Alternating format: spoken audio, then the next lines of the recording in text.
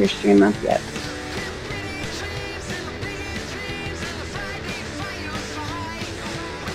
Hello? Oh. I already had your thing open. My tablet.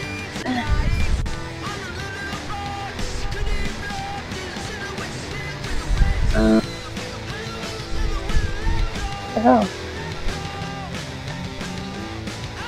Alright, this is weird. There we go. Alright, I have it.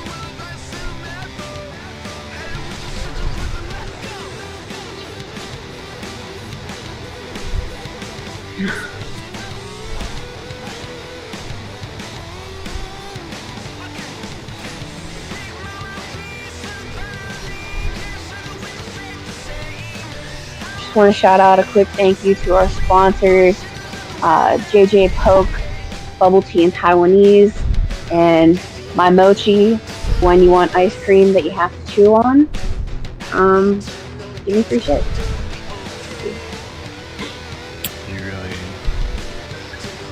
going off of that sponsorship at all? Yeah.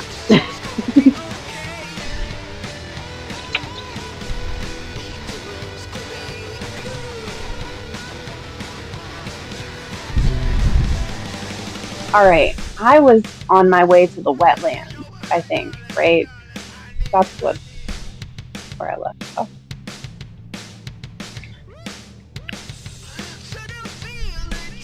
And the wetlands is in Act 2, right? Where am I going? Okay, going over there. So... Wait, why the fuck am I going to the wetlands? I know this. That's the way you get into the Val Pyramid. Okay. Yeah, I gotta get through the fucking morning.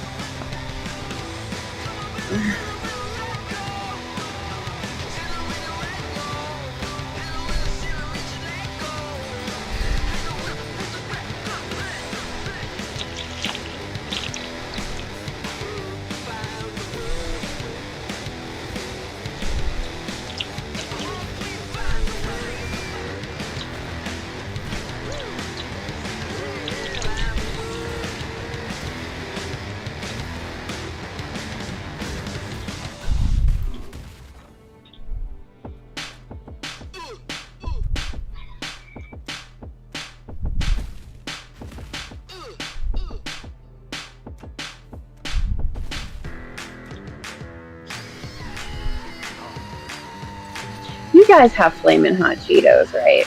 No. No? Fucking sad. Fucking sad. I'm gonna ask your opinions. We need an audience so I can ask audience opinions. So I wanna know between flamin' hot Cheetos and flamin' hot fries. Which one people think are better. You guys don't have handicap fries then either, do you? You guys don't have any of pockets, do you? I gotta send you some snacks.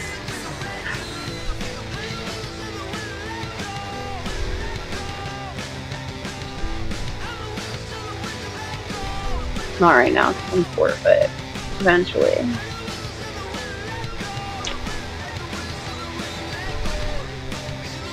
I didn't think of any of these things when I sent shit last.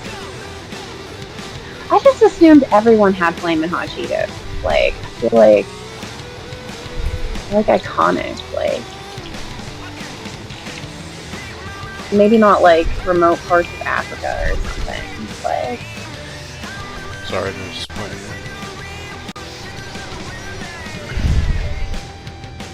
Yeah. I mean, it's not so much disappointing for me. It's disappointing for you. You haven't had a hot Cheeto. You don't know about the hot chip. Ew. Oh my god. They're crazy. I wouldn't consider myself a hot chip girl. I like hot chips, but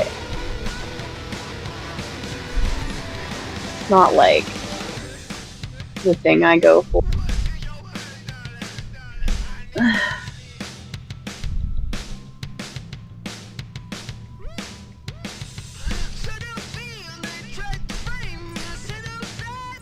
If I'm gonna have a go-to chip, like Doritos, fucking pretty classic.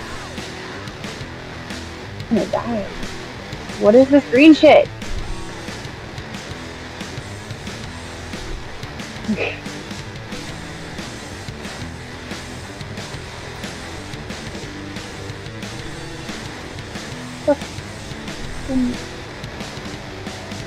There we go.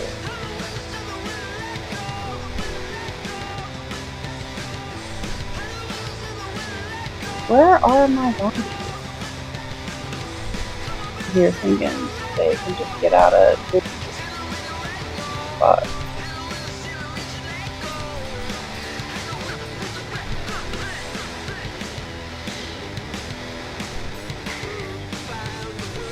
But anyway, you just startled the fuck out of my cat.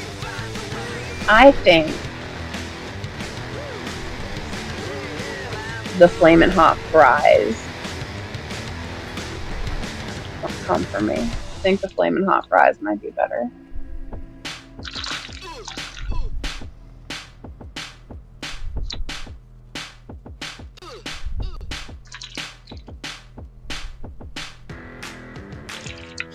You know what? The flamin' hot fries, I'm like, are these cheesy? I'm not sure. I haven't actually taste tested these in a really long time. I'm gonna say that one's probably better.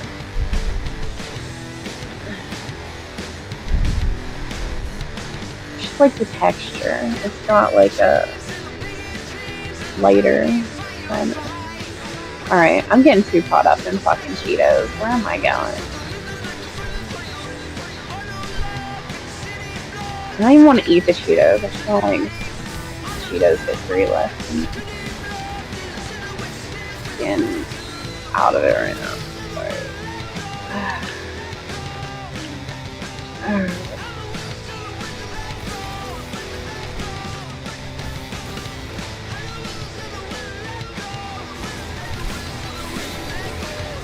If Cheetos wants to sponsor me, you know, that'd be cool.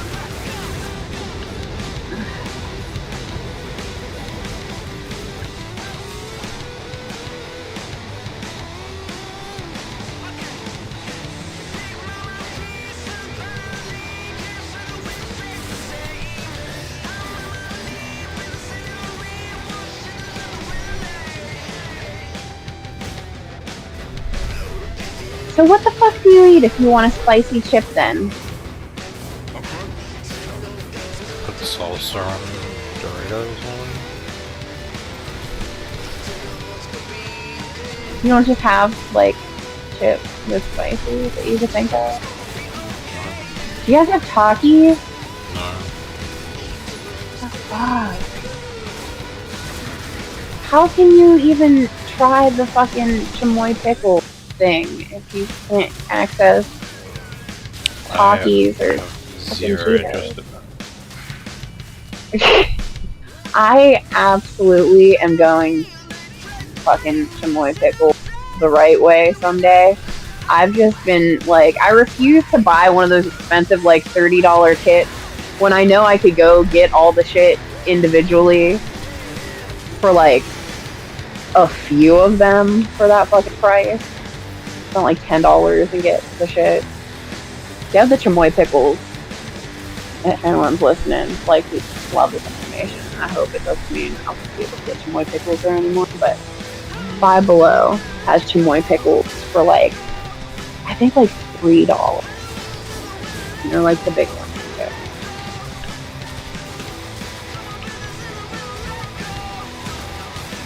I don't know how to feel about it. Like, I'll probably hate it. It's probably gonna make me sick. I'm not sure, but I do have tahini, and like, I had a bottle of chamoy. I used the bottle. Like, I do like chamoy. I've had the Gushers, You make gushers. Like, you guys have gushers? You know what a gusher is? Okay. That's what we call it. Go, that's it. No.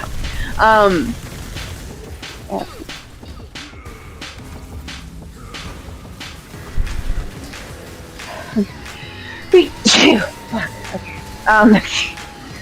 So a gusher is kind of like a little gummy that has like a squirt of juice inside. It's like a corn syrupy kind of, liquid that comes out when you bite into it.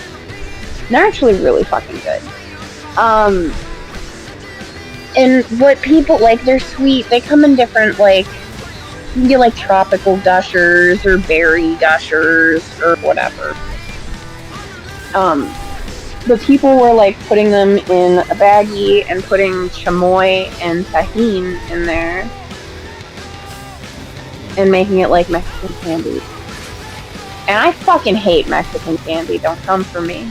Fucking hate Mexican candy. Most of it. Not all of it's bad. But like, one, I don't like tamarind. Like, I really don't. It's not great. And then they put chili powder all over fucking things. And it's like the candy underneath the chili powder is good, but I'm stuck on fucking chili powder. But tahini is just like a citrusy, kind of slightly spicy fucking seasoning. And the chamoy is like a... What the fuck kind of sauce is it? It's like a peppery... Not like a spicy peppery. It's kind of sweet. Fuck is chamoy? I'm gonna Google it because... It's a Mexican condiment made from pickled fruit, chilies, lime, and sugar. But yeah, so a little sauce. A little bit of sauce and a little bit of the seasoning on the gushers. It's actually pretty fucking good.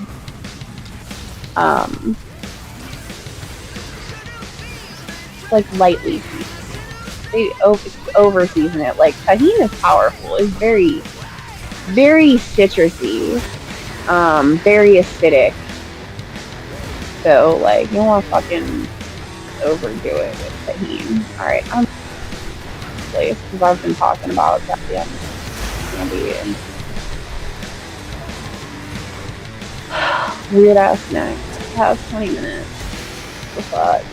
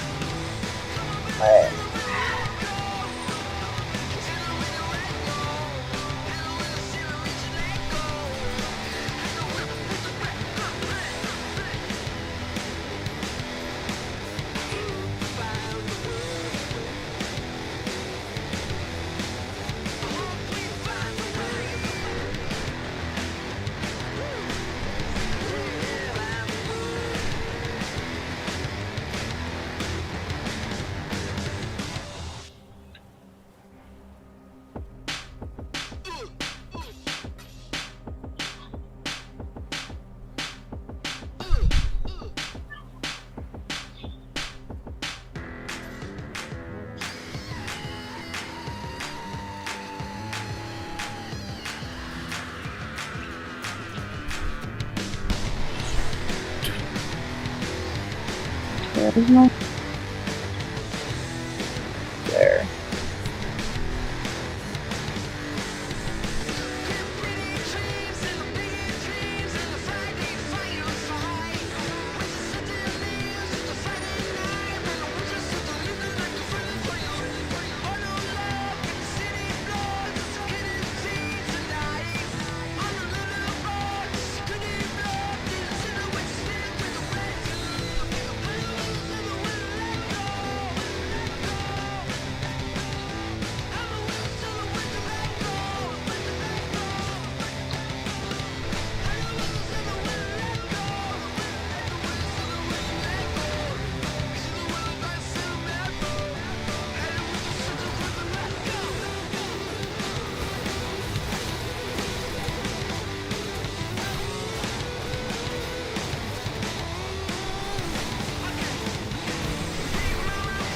There, that was a dead end.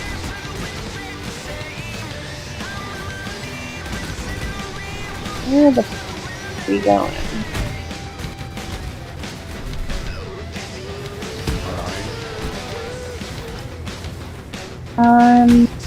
I went down into the thorny fucking thing. Through the wetland. So you went through the roots. Yeah.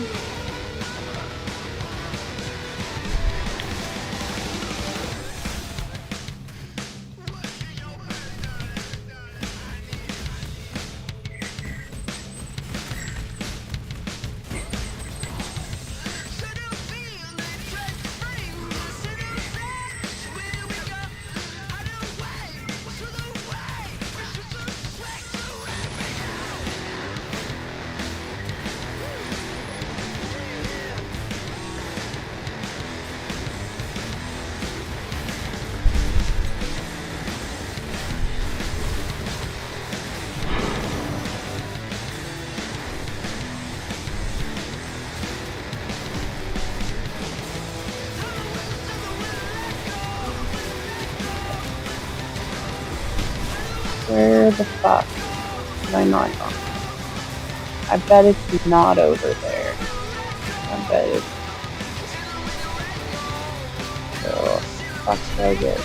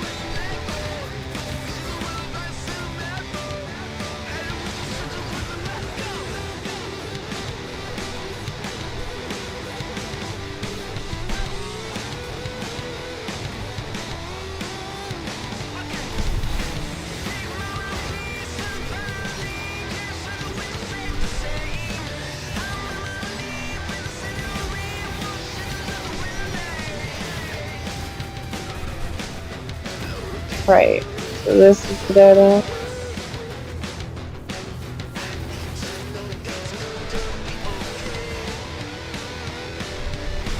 Dead end. Which one's that to be a dead end? Oh, okay.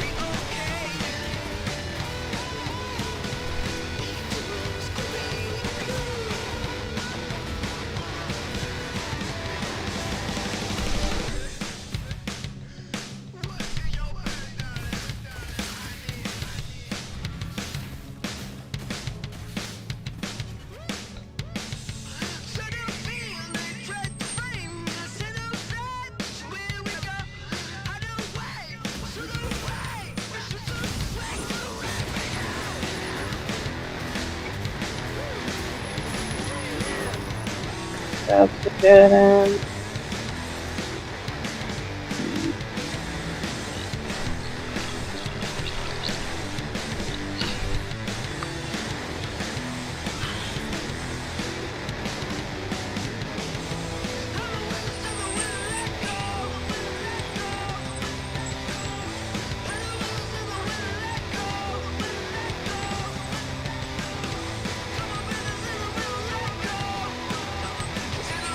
Okay.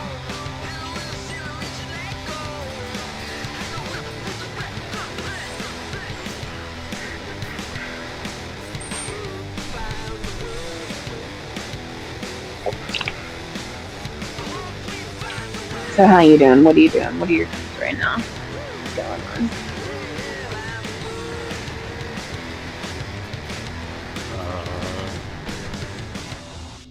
I'm cruising. I'm just trying to catch up on some gem levels for my skills, because I got mad and put some more defensive skills on, because it was annoying that I didn't have it. And now I keep dying. So before I continue to progress, I'm gonna just take a breather and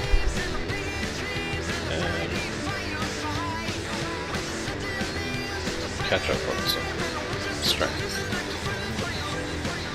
Yeah.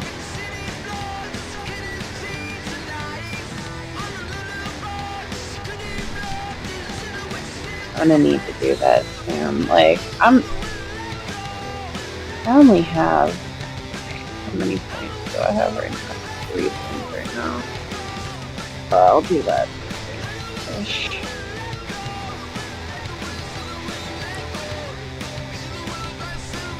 I still have not found any decent gear anywhere. All your gear will be trash. All you need is sockets. Yeah, like, I haven't found any decent fucking game things because, like, I need blue. Like, most of the shit that I use is blue. I have blue gems that I want to be using right now, but I can't because I don't have enough blue sockets.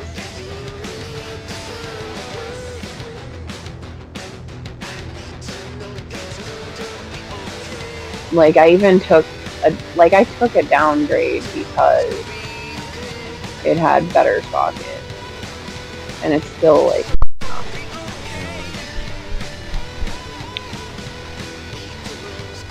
You just get like one more blue socket right now to be fucking set for a bit. But I don't think I'm doing so bad at this point. Like, I'm not dying that much. I've got a lot of fucking spells. Like, a lot of decent fucking spells.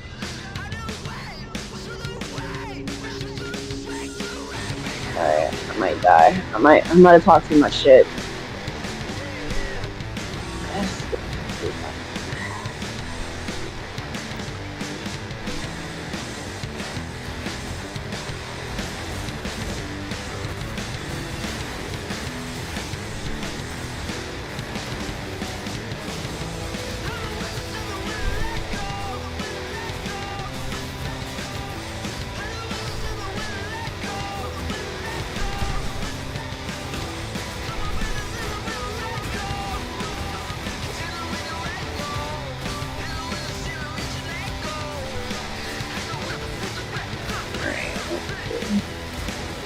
Actually, these boots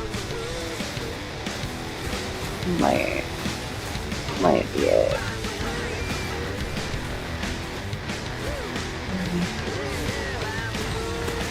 No, fuck, that's the same. Well, I mean, yeah, it is better, but it's got the same.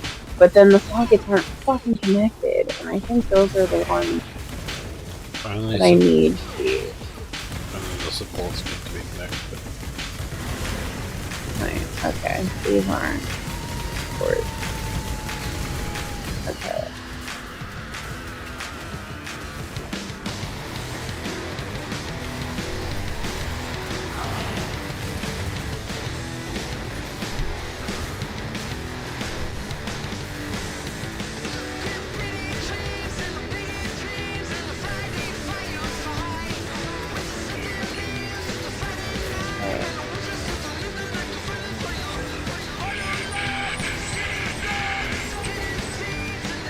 It's like a shitty shield. I should just probably find something better. Well, thank God.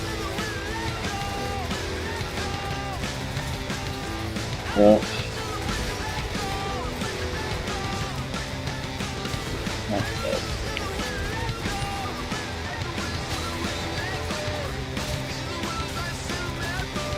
Okay, and this is a grand mana flash versus 170, 120. Oh, that's shitty. Okay. And this is Grand Life is 640. These are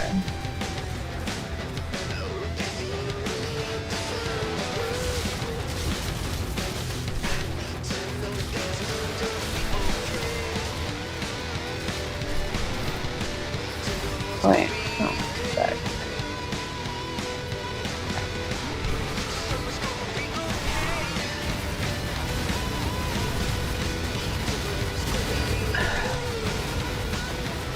Okay.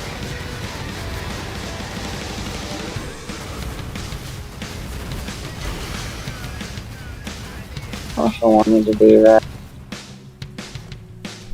Probably had to.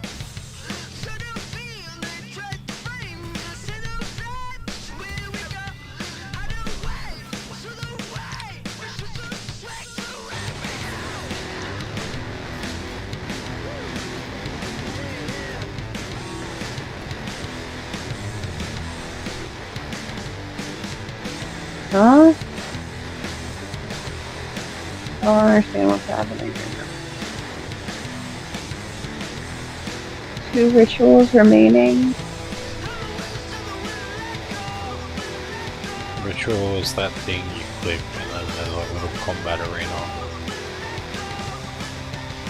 Yeah, but like, what is this? It just opened up. That's where you use what you get from the... You complete the rituals, you get... It's called Faylol, and then you trade the Fey with items.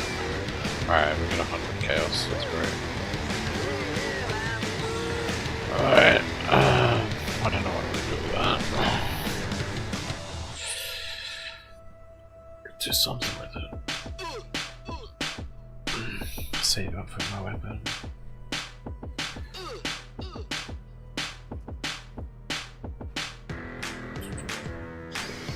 Do I have to take or like?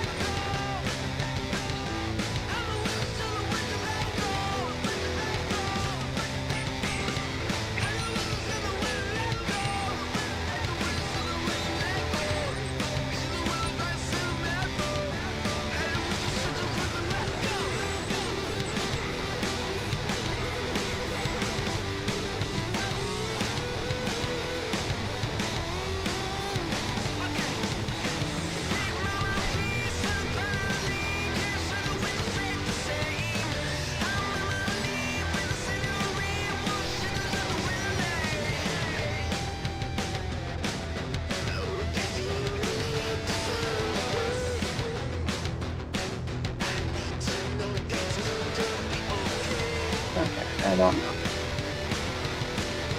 what the fuck to do with that.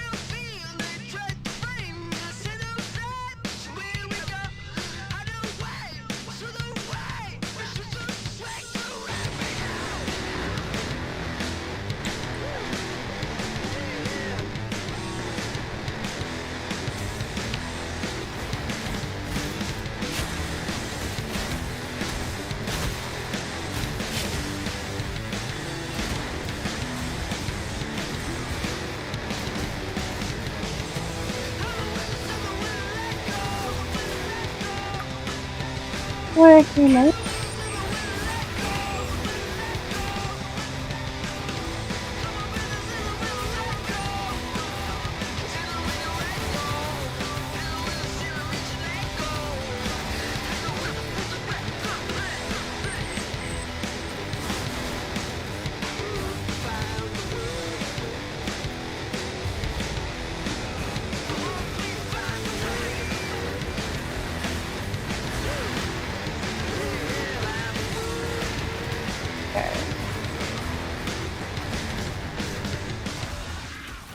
How I get to my hideout?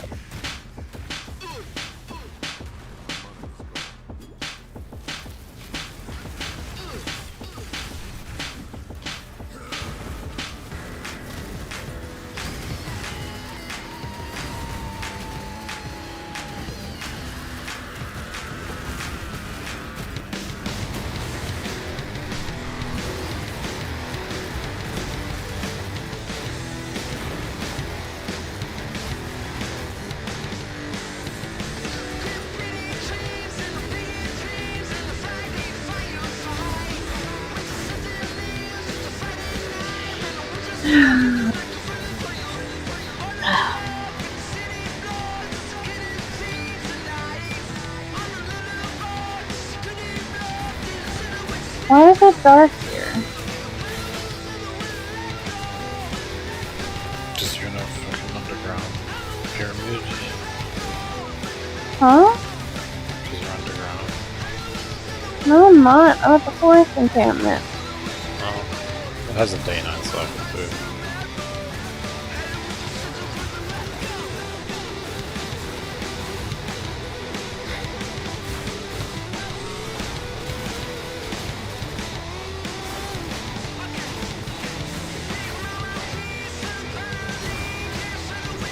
How many fucking quests are you gonna give me?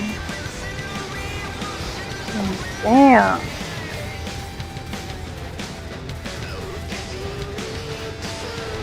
I got like 2 pages of quests.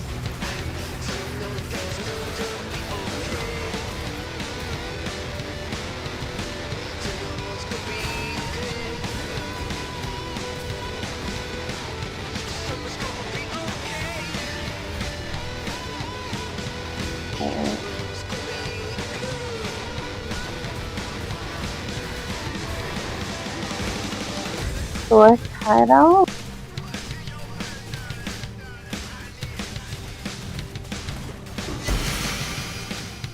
Do you get to change your hideout?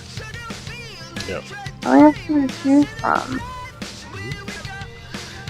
I only have 2 to choose from. Yeah, you haven't unlocked any others. Alright, I guess we don't have others.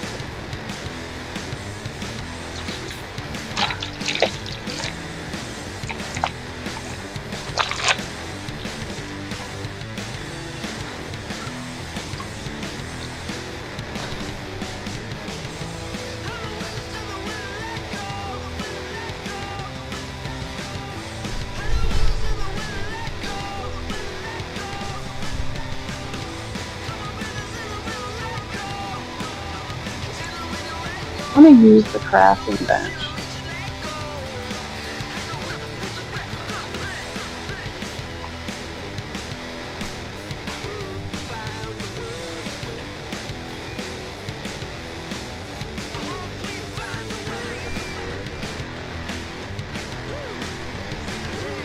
Where's the crafting bench?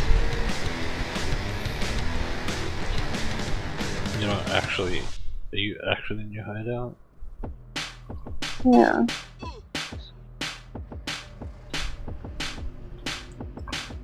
Well, I do. You put an item in it, you click what you want to put on it, and you press R1.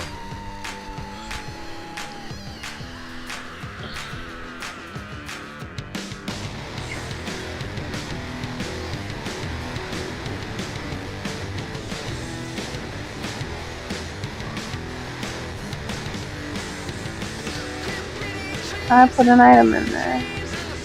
Press triangle to pick it up. And drop it in.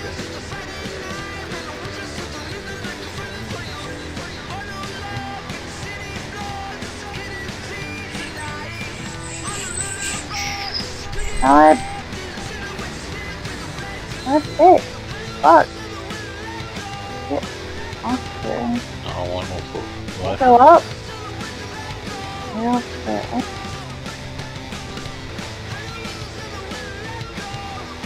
Yeah, you did it. Did I do it? No way. You did it. Now take it off and put it back on. Why can't I put it back on? Because you ran out of... It was using its own... Agi. Just take the gems off it. Take the gems off it, put it on. Because it was giving you Agi or something. Dexterity, which the gem needed. Oh fuck. Why is it doing this? Back up. Fucking.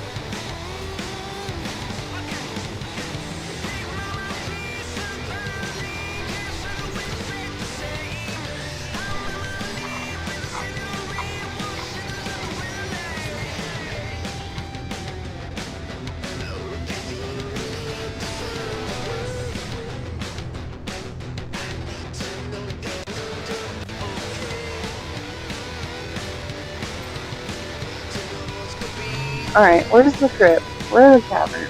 Where am I going?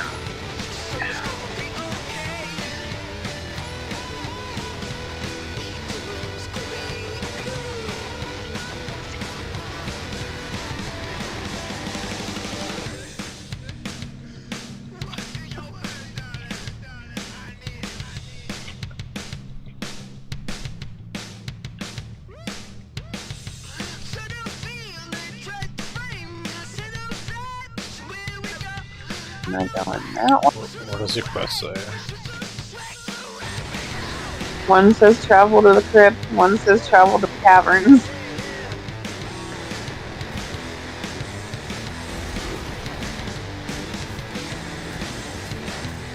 Which is the one that's... The crypt is the it says optional, you don't go there. I think you're... Press down and it should say what zone you're in the top left. And then the top right, sorry. You're in the forest, okay. Yeah.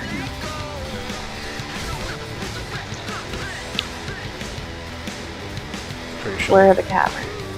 Pretty sure the caverns is in the top left where you were before. Wow. Up here? Yeah. One of those areas connected to that.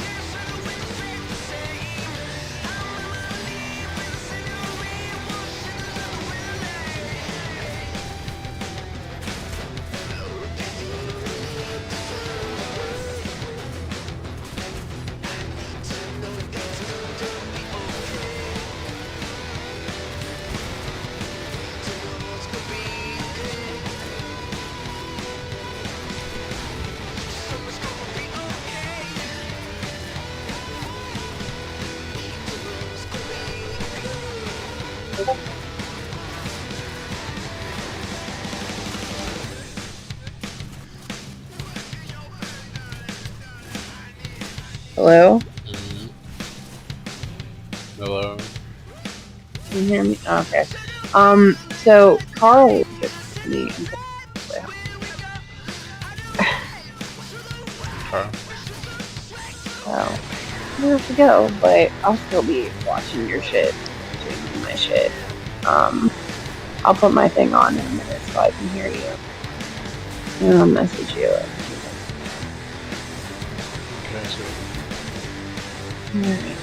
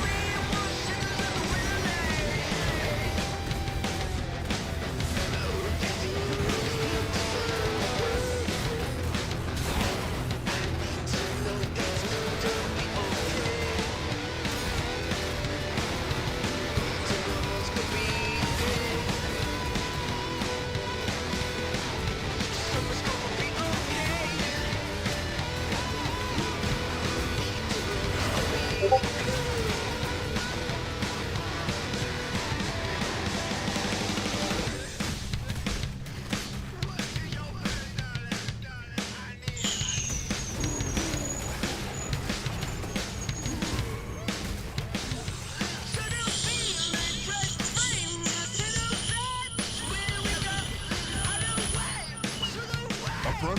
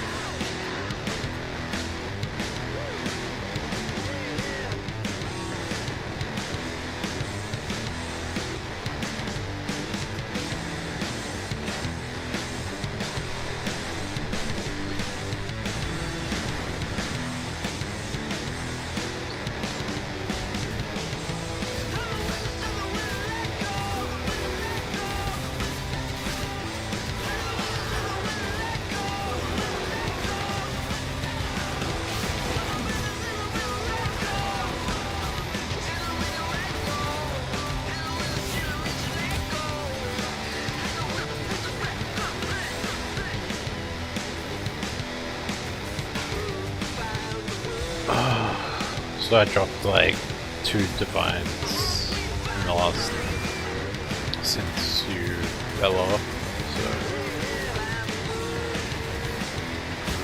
my character's now like getting there to rich levels.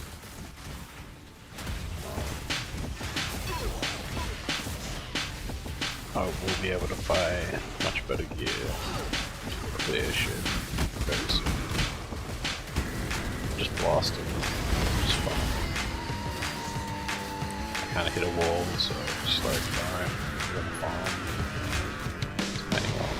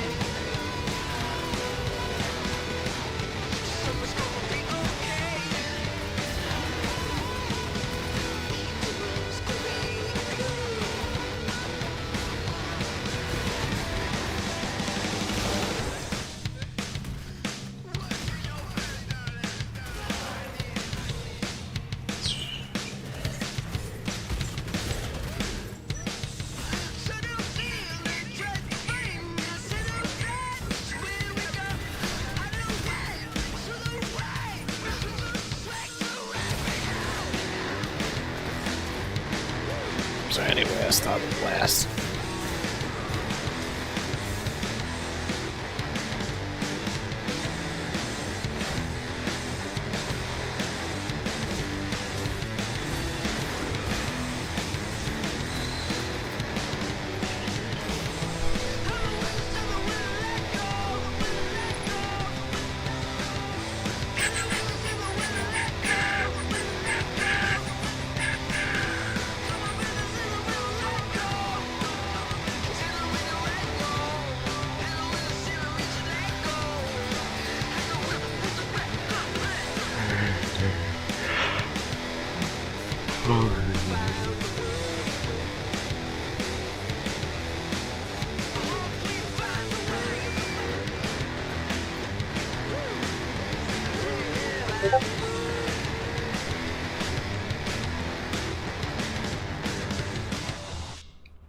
Thanks.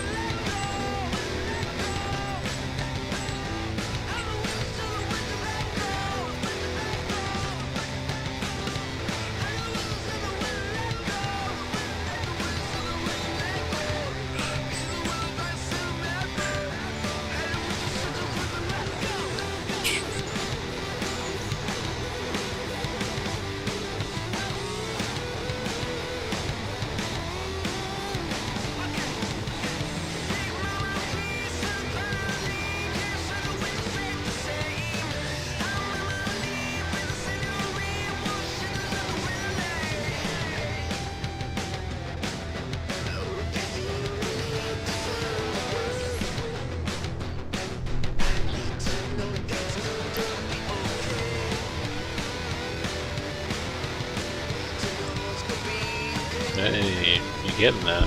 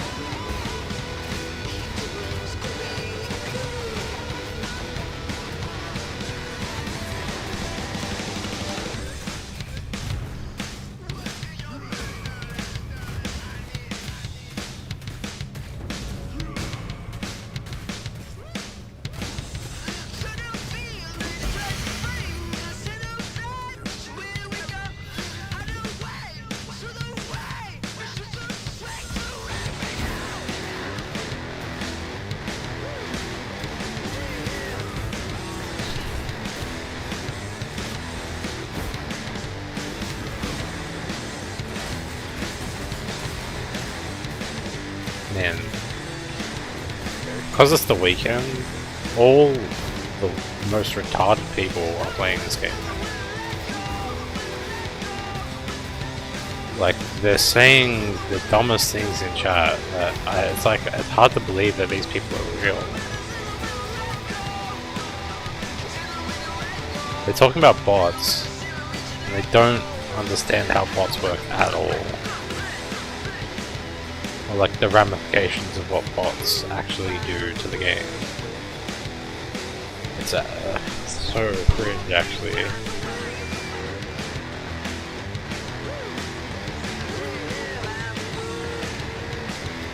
Because they don't lift prices, they lower prices. And so, like, anyone complaining about bots is wanting to get more goods. Like, they want to exchange their labor for a higher cost, which, and they're complaining that they can't get the maximum value out of their items because everything costs less because of bots. But the net effect of having bots in the game is that everything's cheaper. So it's like reverse inflation. It's deflation. So like, bots aren't that fucking like being like, they're not actually a problem in this game as that like. But the most retarded take that someone just said was,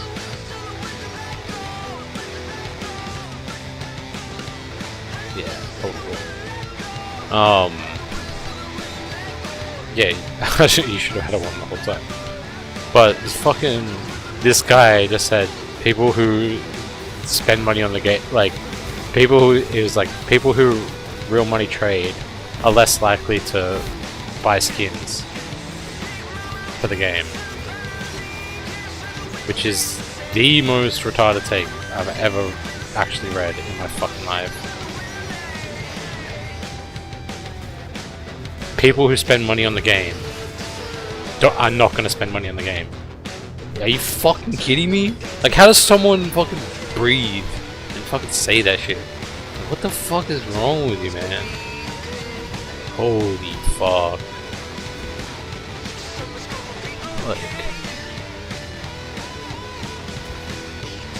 But they've been at it all weekend.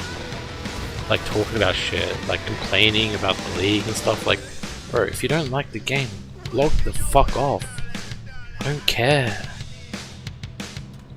Stop filling chat with your, like, there's, and it's like, oh, I can block them if I think they're fucking retarded.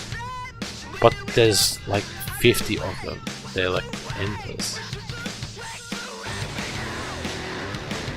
Because they're all fucking morons. I can't believe these people exist. It actually hurts. It hurts my fucking soul when people are like this fucking. And like, not only do they have their shitty opinions, they're shouting them from the fucking rooftop in the fucking global chat. Like, keep your dumb fuck opinions to yourself. No one needs to be reading that shit. Like, if you don't like playing Farmville and getting fucking rewards for it in terms of like in-game currency or whatever, don't fucking play it. Go fucking play the rest of the game. Like, the only thing that like interacts with the gameplay is that you get gold now, which you don't have to pick up, it automatically picks up. Like, what the fuck?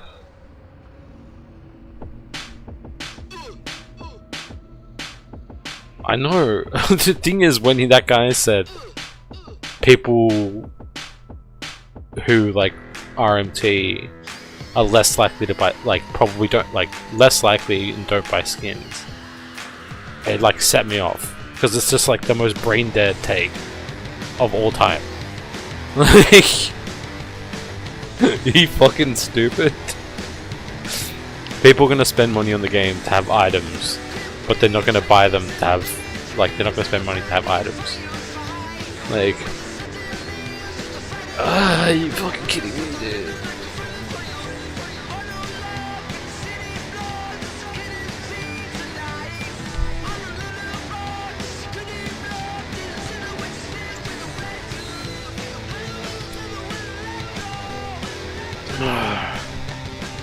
Just fucking, it hurts. That people.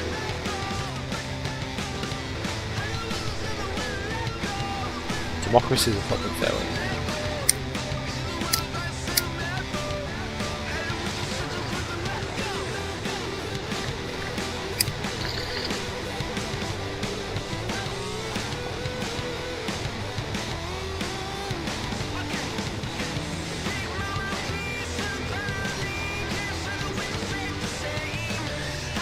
You stopped your stream still.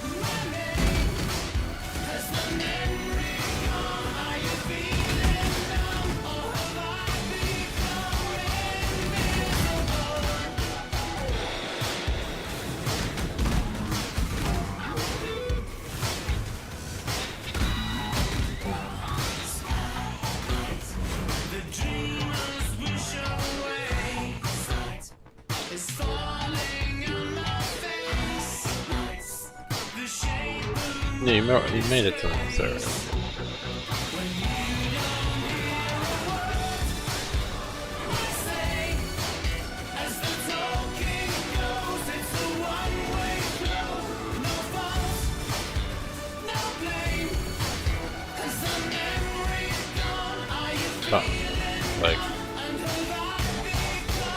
Like, I crashed like 5 times, and then I had to change my fucking drivable. So I was actually getting pretty.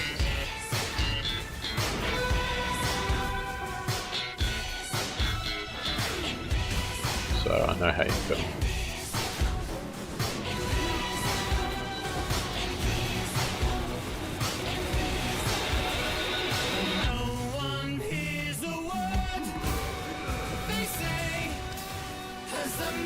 memory gone? Are you feeling numb? Not a word they say, but a voiceless crowd isn't backing down when the air turns red with a loaded hesitation. Can you say my name? Has the memory gone? Are you feeling numb? Have we all become invisible?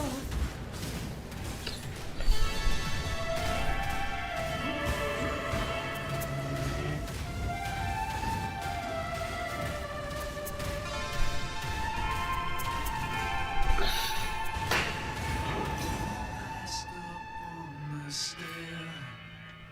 We spoke of was and when, although I wasn't there. He said I was his friend, which came as some surprise. I spoke into his eyes. I thought you died.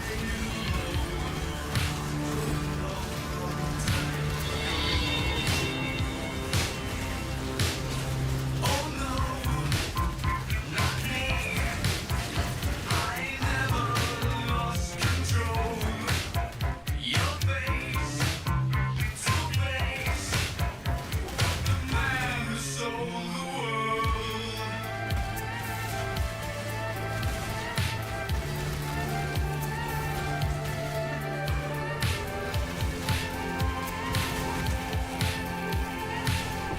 I laughed and shook his hand and made my way back home. I searched for home and land. For years and years I roamed. I gazed and gazed, he stared. And all the millions here, we must have died alone a long time ago. Who knows? Not me. We never lost control. Your face to face, what the man who sold the world.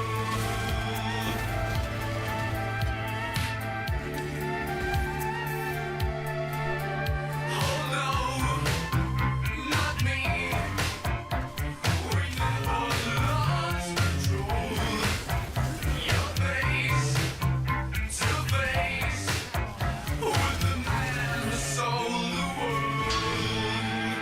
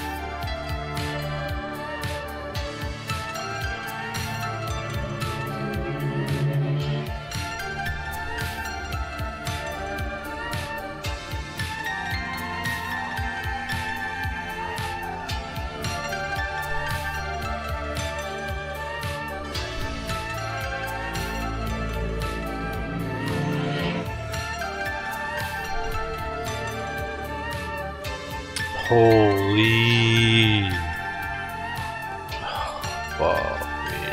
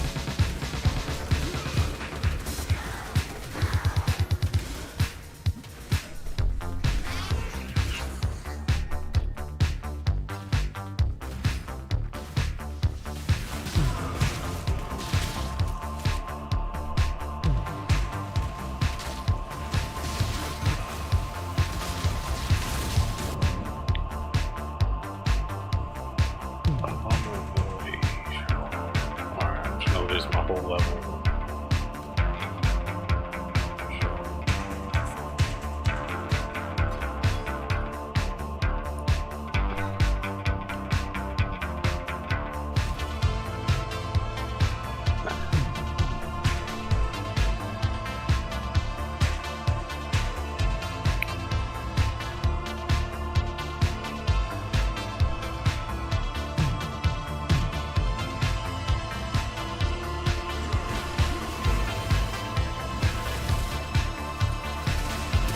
Fuck you.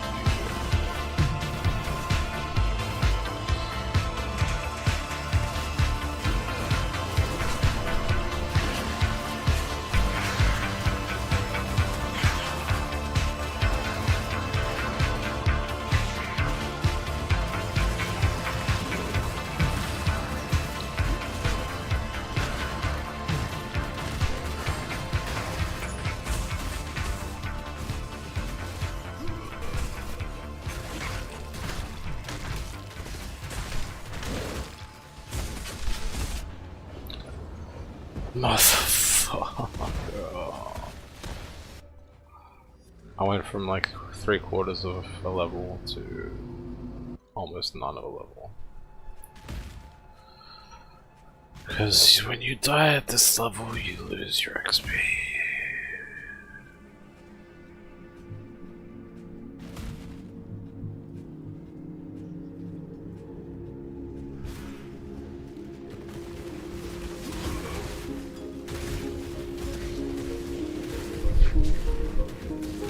I just got this frickin' monster hunting me across the fucking map.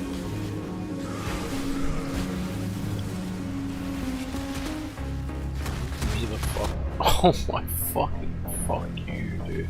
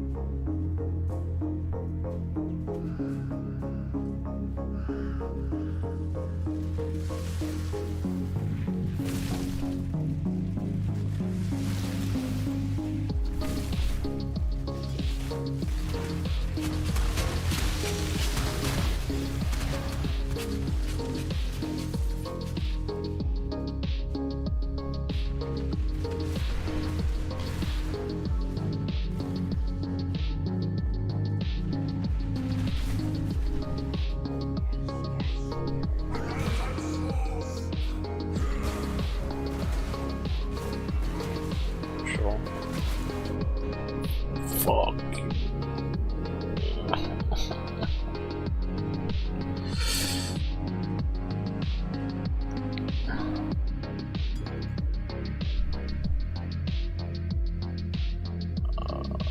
Fuck. I'm actually muting chat because everyone's fucking retarded and I don't want to read any more of their bullshit. Just mute the whole thing.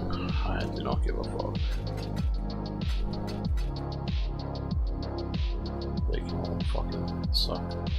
Fat fucking dudes. In hell together.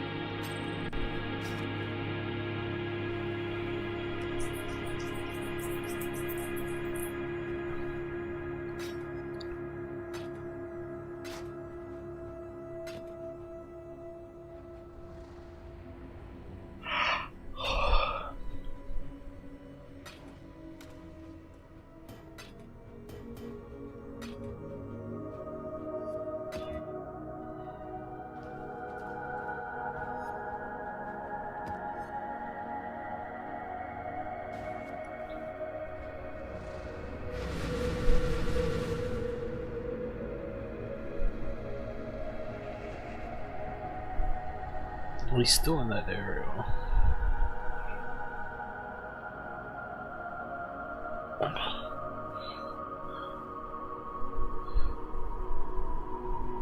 You need to find the crematorium.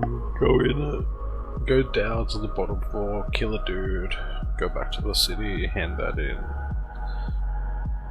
Chick gives you keys to the sewer. Go in the sewer.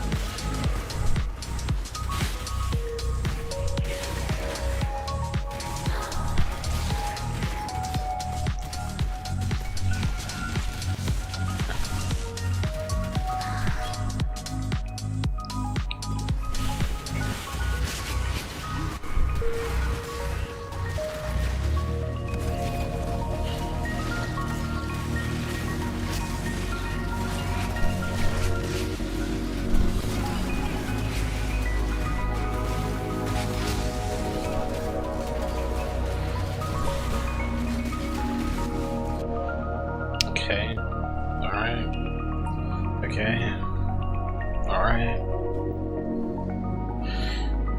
want to live, man. Who cares about living? It just sucks.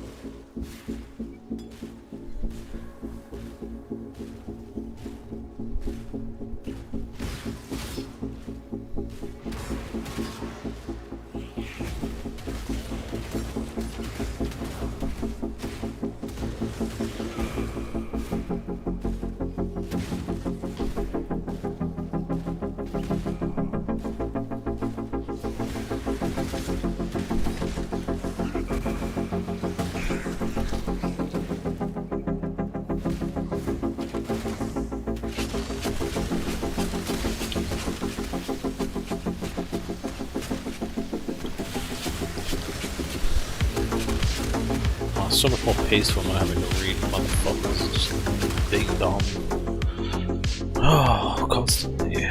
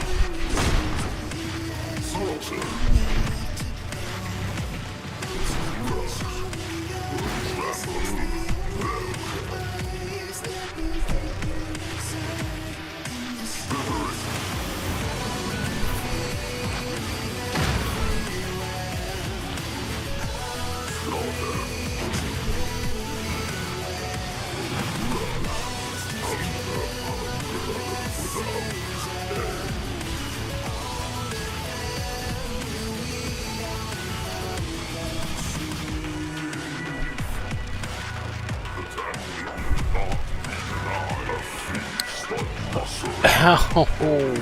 He went that way.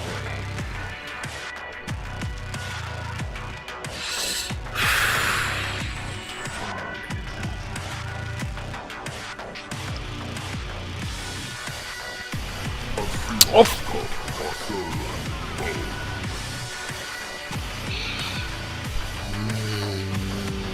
That's totally fucking fair.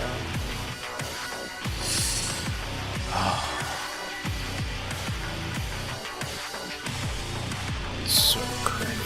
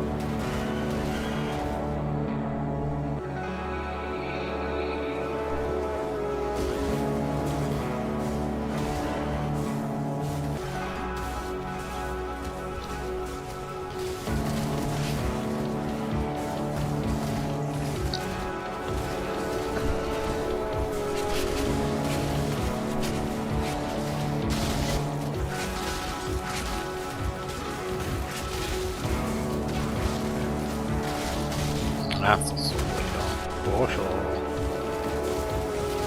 Fucking hell, man.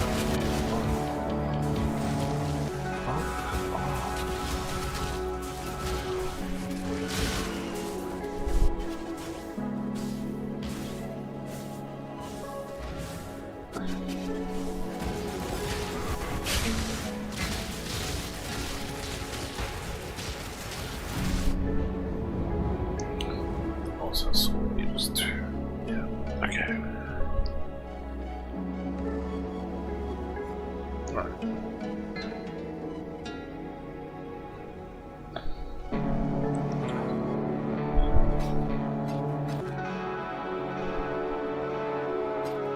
Let's go.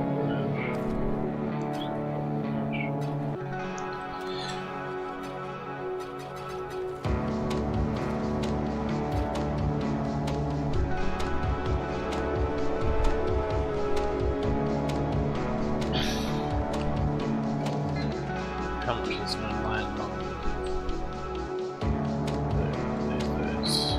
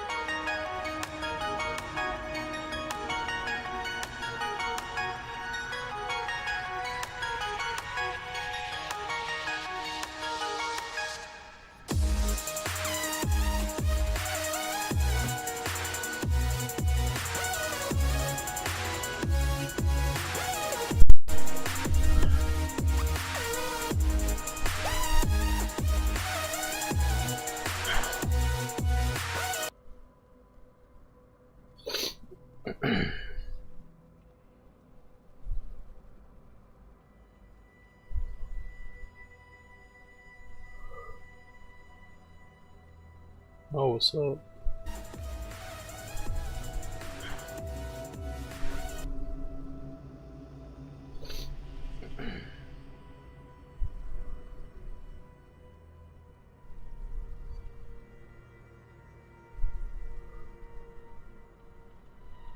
Oh, what's up?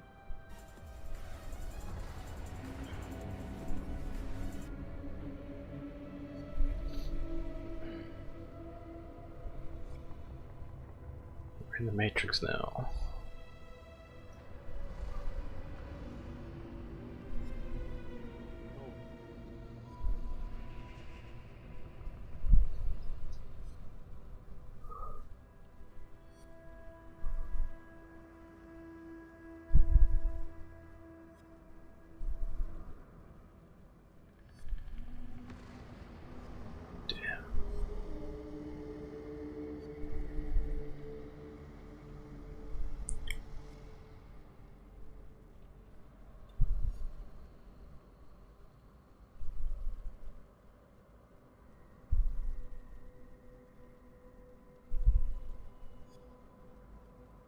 I might have made some garlic bread because I was just too angry. And it's probably because I'm a bit tired and a bit hungry.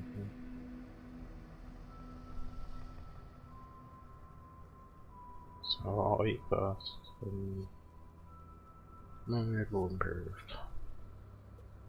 Genius, I know.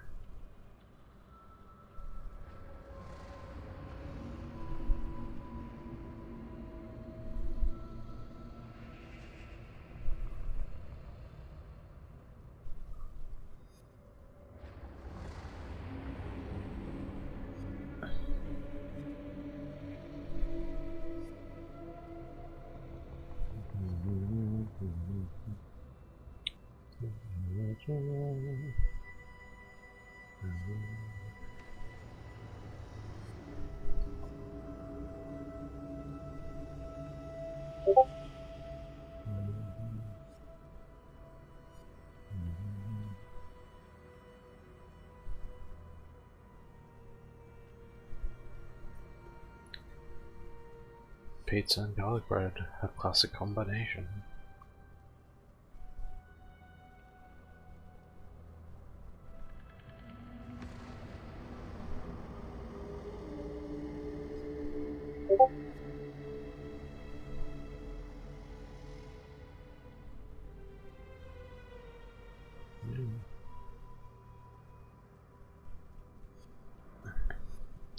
Something to snack with my eyes while I snack with my mouth.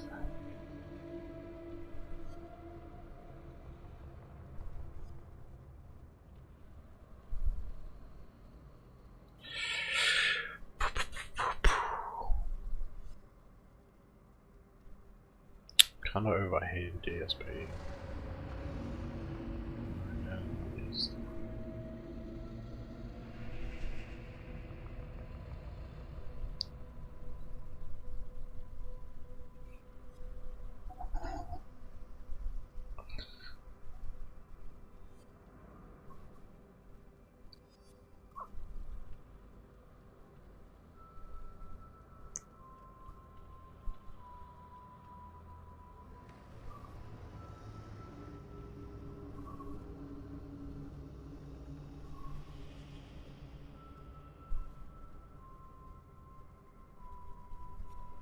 Seconds. He killed all of Mahito's curses. I don't give a fuck. Gojo is him. That's why he's the goal of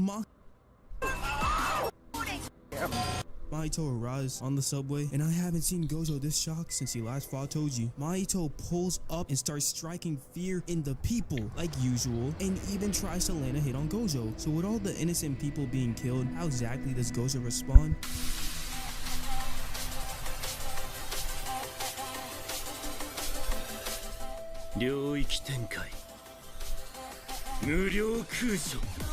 Fast as fuck, boy. Still fast as fuck, boy. Come get up. I don't think you have any idea how fast I really am. I'm fast as fuck, boy. Are you recording?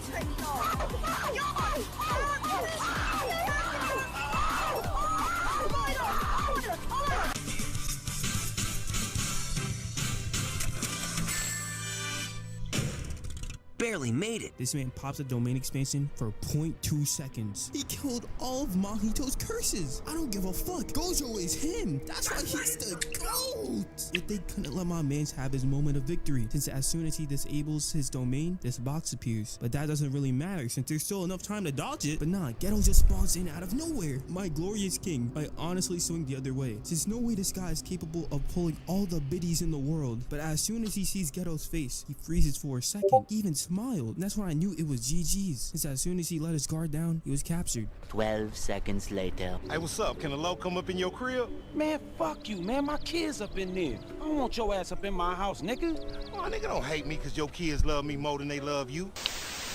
They really didn't have to do my mans like that. And to make it even worse, surprise, this guy isn't Ghetto. It's some brain thingy. Honestly, I shouldn't be that surprised since they got that big ass mark on their head. Plus, I don't recall them ever saying monkey. And yes, I address this brain thingy as a them. I don't know its pronouns or origin. Plus, it's 2023. Times is tough. I ain't trying to get canceled. The way Gojo discovered this person wasn't Ghetto is quite tragic though. My eyes is telling me you're Suguru Ghetto, but my soul is telling me otherwise. Damn, this is how I felt when she left me. Brainy keeping it real though. They had to seal Gojo simply cause he's too strong. And Gojo responds by bringing up the drippiest and cleanest nigga at Jujutsu High, Yuta Okutsu. And fuck you mean don't see much appeal in him? They lucky I'm not in the show, cause I would have swung at this Ghetto fraud for disrespecting the main character. I mean Yuta like that, cause Yuji Itadori is somehow still the main character of the series. I mean, as all this shit is going on, this guy just chilling in the subway with the incest siblings. Like, come on bro, I need you at the main scene. You the star player, do something. However, right before Brainiac is about to put the final touches on the seal, Gojo has some last words to say.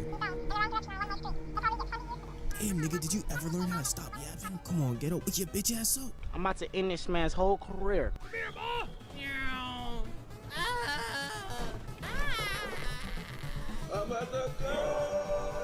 Damn, this nigga gas shit. Gojo has enough of Ghetto fraud yapping, so he just takes it like a man and gets sealed. Hold up, this is Gojo. Y'all thought he was finished? Man's will is so strong that the seal literally plummets to the ground. He literally had the box shedding tears. And just look at how calm and collected he is in the prison realm. But with Gojo being sealed, I guess I can say Yuji is officially the main character again. Guys, the strongest has just been sealed. We are fucked. I repeat, we are fucked and we'll probably all die. So it turns out the disaster curses can't do anything due to Gojo holding down the fort. And so with Yuji teaming up with Nanami squad, the Gojo retrieval arc begins. And these niggas ain't playing, as they instantly run up on these guys. My goodness, at the top of the high rise at midnight, they damn near did a GTA heist. The reason they hitting this flick right now is to destroy the 3 veils covering Shibuya. One to block out Gojo, one for Jujutsu sorcerers, and one for the innocent citizens. But in order to succeed, they need to destroy these screws. So Yuji and Megami team up on Gramps while Ino takes on the 2v1 with Granny and her grandson, and he was putting in the work. But you might be wondering, who are these 3 randos? Well, once upon a time, these 3 randos used to run these streets, but it all changed when Satoru Gojo was born. Apparently, Gojo was so strong as a little kid that he forced these guys into retirement. Now, me personally, being put into retirement by an elementary schooler is insane, and I would never let that slide. And now that Gojo has been sealed, they've returned to a life of crime. You know how it goes though. Jujutsu Kaisen fight and another jumping.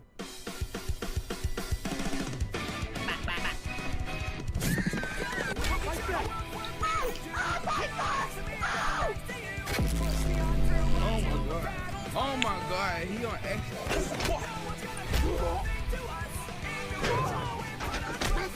I'm about to end this man's whole career.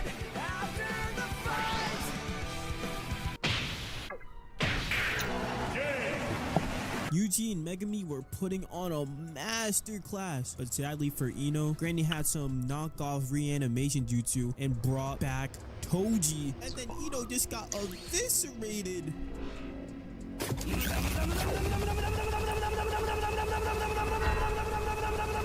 But this is Toji. He ain't listening to nobody. So Granny, you can impact too. He's 6 feet, still a deadbeat father, and has once defeated Gojo. He's that nigga Toji. Now let me introduce you to this little fucker right here.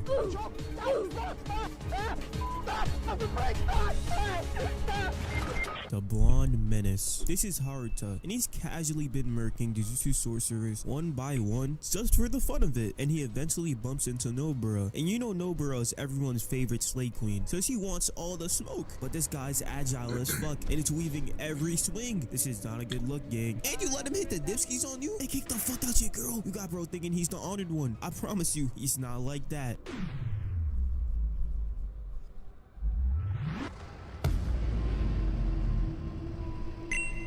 Mans punched Nobara so hard that it replayed 3 different times and paralyzed her. And then Haruta starts violating Nita. But Nobara gets up and tries doing some damage, but she can't hit her shots. But hey, Alexa, Hi. play Daddy's Home by Usher since Nanami has arrived. Okay. Daddy's home. A few moments later. You forgot something, you little shit. Who the fuck is this guy? How could you forget the rule? Hey, yo, mom. Holy shit, I'm about to die. Help me! A man never hits a woman, but they're all for the streets.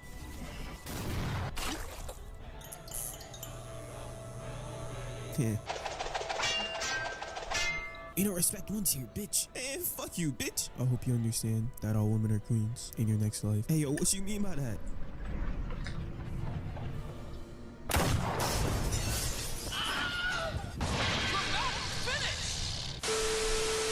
Fake Ghetto, Clone Ghetto, Brainiac, I'ma just call him Pseudo Ghetto for now, encounters the incest siblings, and initially Mei considers him a fake, but then bro just spawns in a special grade curse, and the curse activates domain expansion off rip and puts Mei in a coffin, but she easily breaks out, and little bro is glazing like usual. She goes for another attack, gets trapped again, but this time she figures out how the domain functions. Step 1, put her in a coffin. Step 2, use the boulder to put her underground. Step 3, as soon as she's underground, a 3-second countdown begins, and if she can't escape before it's over, she dies. Mei can only take 2 more hits unless she'll get extremely nerfed. So what a better way to put the odds in your favor than by using your little brother that's in love with you as living bait. No, seriously, Mei asks Ui if he's willing to die for her, and he's like, yes, anything for you, Neisama. And this dynamic is so weird, bro. Like, lock him up, please. Obviously, Uyu becomes bait for his sister, which allows her to land a critical hit on the special grade since she's using her brother as her personal simple domain. And the curse try to get its lick back, but Mei's crow uses Brave Bird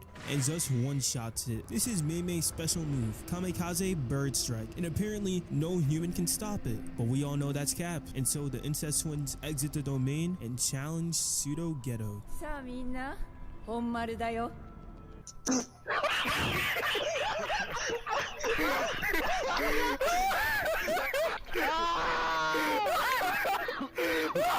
Cut back to Yuji and Megami breaking the seal after beating the brakes out of Gramps, and Yuji decides to split with Megami so he can go rescue Gojo. And Ino, he ain't looking too good. As Yuji approaches the station, Shibuya is in crisis, but have no fear since Unumaki is here. As he lets Yuji know he'll protect the people, Yuji goes straight to the station. Man's moving like he's Spider-Man, and he's out here hopping the subway. That's a federal crime. I don't see no Metro card. As our glorious king Yuji Itadori descends from the sky, he locks eye contact with Choso. Now, why is Choso ready to box off Rip? Well, it's due to Yuji and Nobara killing his brothers at the end of season 1, and he gotta get his leg back, so it's on site.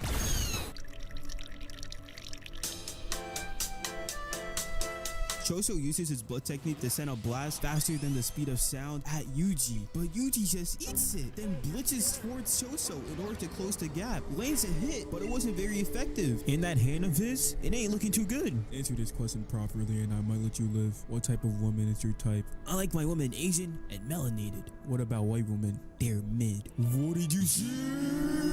Choso gets tight at Yuji and starts charging his move, but see, Yuji is smart, so he closes in before Choso can get the move off, taking inspiration from Eren Yeager. But Choso can also box. He hit Yuji with the 1-2 Heshi, goodbye, and furthers the gap between them. But now Yuji's in a predicament. He doesn't know what direction Choso is shooting his attack from, so he jumps in the air and leaves it up to pure reaction.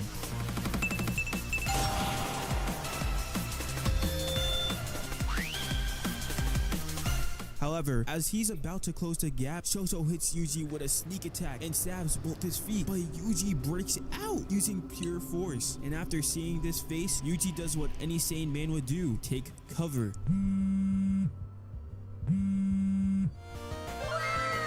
Liam, you getting cooked right now? Nah, I'm getting cooked. I ain't gonna hold you, bro. Go in the bathroom and break everything. That way you can activate your domain expansion. But I don't have a domain expansion. Yeah, I know, but we don't improvise. Just let me cook, bro. I'm gonna let you cook. Bye, have a great time. Why does this kid keep running? Hey, yo, Choso, fuck your brothers, fuck your mom, and if you got a girl, she a bitch too. Pull up, or you sorry. Hey, me personally?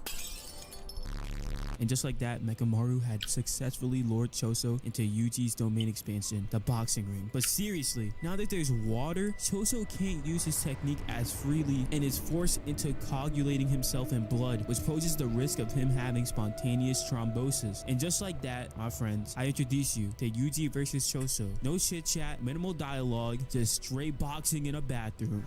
Get ready.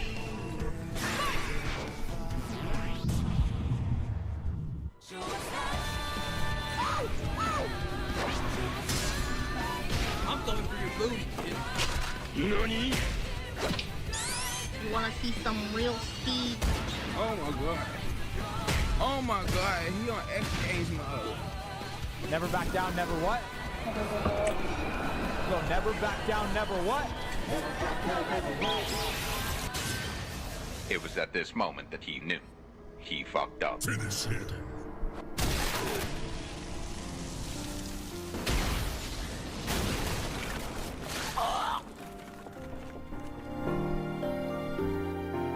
Just as Choso is about to land the finishing touches, he sees the pain and agony that Yuji is in, which makes him recall to a very traumatic life experience. It's finally time to winch my sword, sword my diamond.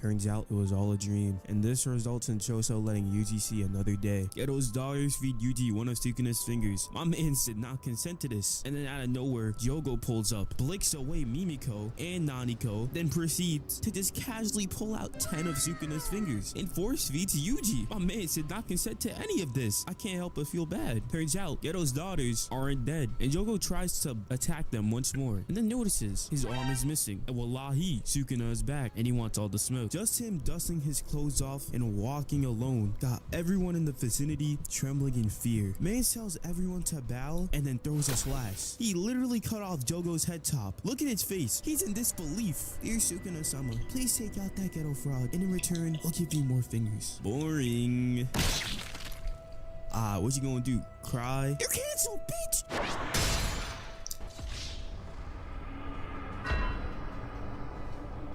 Man, does he really think I care about some weak ass Twitter cancellation? What's your goofy ass want? I ain't gonna hold you. I'm just trying to box. That's the shit I'm trying to hear. Let's fucking box. Before we can get to the fight, you might be wondering, how the fuck did Jogo get here in the first place? Well, not too long ago, Nanami, Maki, and Naburo encountered Dagon, another member of the Disaster Curses. These niggas get to jumping since it's Jujutsu Kaisen, but it wasn't very effective, since Dagon puts them in a domain expansion. But have no fear, since Megami is here. And you know how you can't go anywhere without seeing a nah, I'd win meme? Nah, when faced with danger, we run.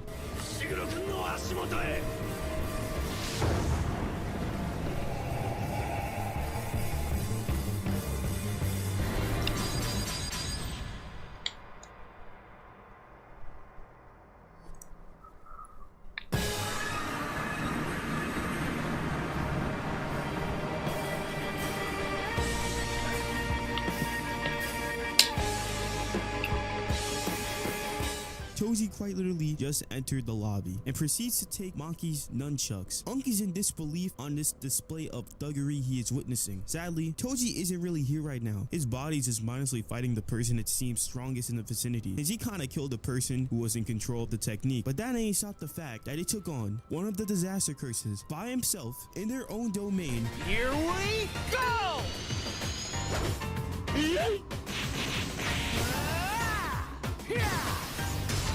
I'm about to end this man's whole career. You're over! I don't know, you better stop!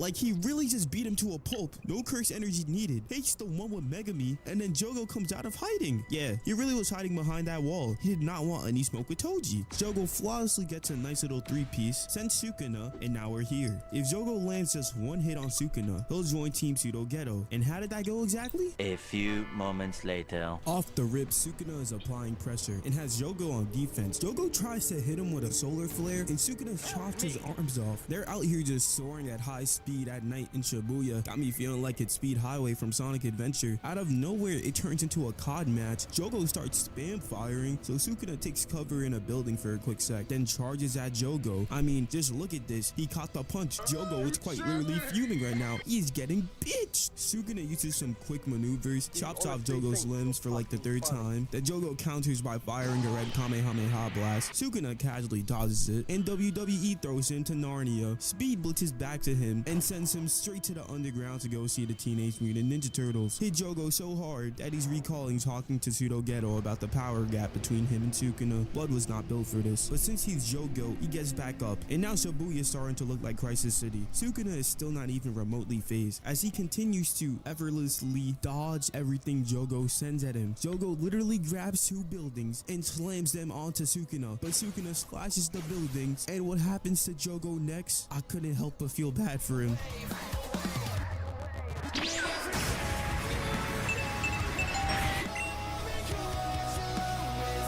Tactical nuke incoming!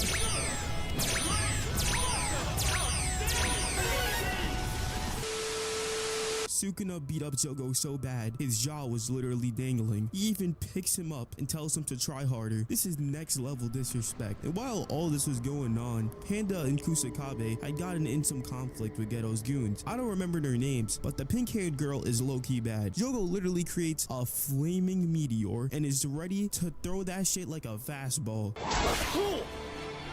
Panda! Naran.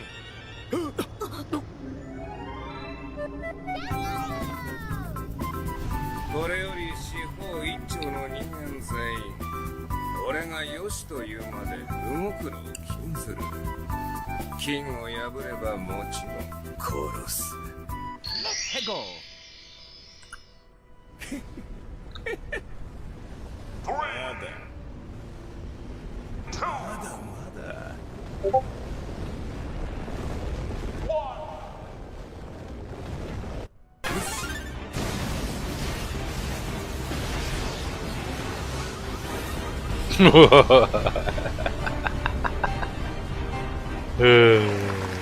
Sukuna is built different, since even though he was the last to dodge, he still comes out unscathed, and he critiques Jogo for not going all out, and basically calls him a pussy for having PTSD over getting bitched by Gojo. Jogo really only has 2 major fights in the series, and they're against the Messi and Ronaldo of the verse. That's tough, but what's also tough is how Sukuna opens his flame ability and tells Jogo to his face he's gonna beat him at his own game. Fire versus fire, and the screen was cut to white.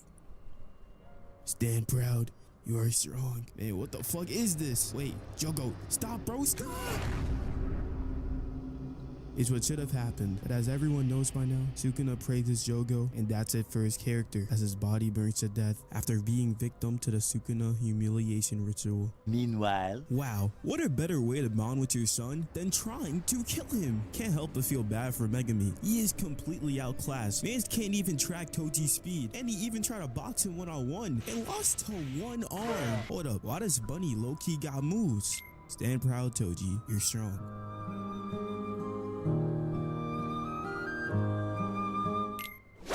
Why are we still here?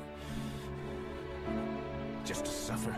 So Megami sends more bunnies at Toji, and Toji effortlessly deals with them using only 1 finger. Got his ass a whole multi-kill. Toji punches Megami out the building and is on straight offense. All he got is murder on his mind. Megami running for his life like it's a damn near Minecraft manhunt. Grabs onto his bird, and hold up, let him cook. Megami knows water conducts electricity, so he sends his bird directly at Toji, then baits him into the alleyway and lures Toji into close range so he can land a fatal blow. But Toji steps back before Megami can land the hit, and he begins to remember his convo with Naobito about selling Megami to the Zenin clan, and most importantly,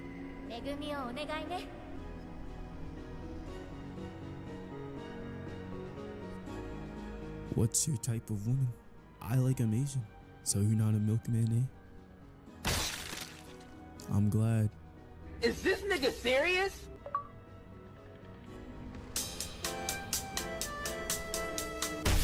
Haruta's bum ass gotta ruin everything, man. Cut back to Sukuna after taking out Jogo, and he's so happy to see Urame. He might be Sukuna's #1 glazer though. Calling him Sama off rip is crazy. Sukuna notices something is off though, so he tells Urame to make the preparations and he'll see him next time. Turns out Megami was able to create a gap between him and Haruta. He has one last trick up his sleeve, and yes, we've seen him do this hand gesture many times before. This is the hand gesture Megami does in order to summon his strongest Shikigami, Maharaga, and according to Gojo, no one has ever tamed him. So yes, Megami is basically throwing his life away to kill this bum ass nigga Haruta. And every other time he did this pose, he was willing to kill himself. He almost killed himself against Toto, bro. So he summons Maharaga, and that's the end of Megami's story. But luckily, Sukuna is gay for him, so he uses RTT on Megami so he can live on, and says fine, I'll do it myself, and challenges Maharaga to a fight. Round 1. Fight!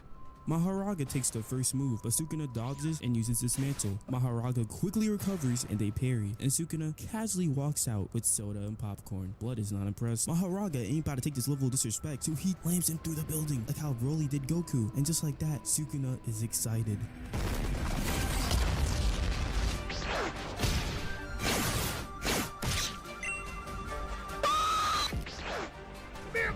Fucking shot, you done them off.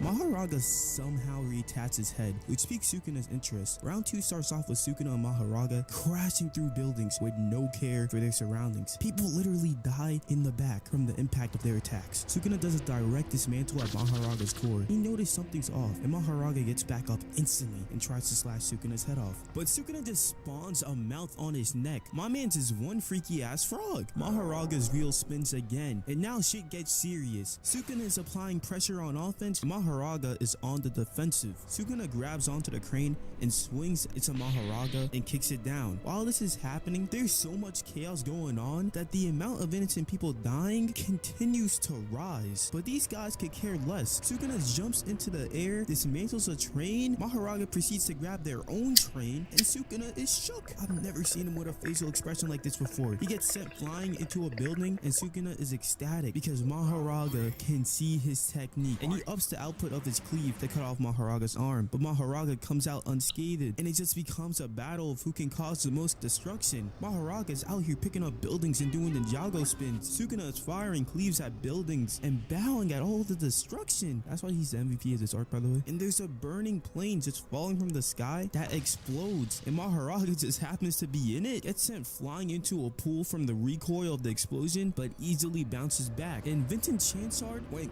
crazy with this cut of Sukuna spamming dismantle here. My goodness, the whole city is in shambles, and Sukuna finally sees Maharaga's wheel turn and recognizes its ability, the ability to adapt to anything. He even calls back to Megami almost summoning Maharaga in season 1 and states that he would have lost if Megami summoned it back then. And to finally end this godlike battle, Sukuna brings out his trump card.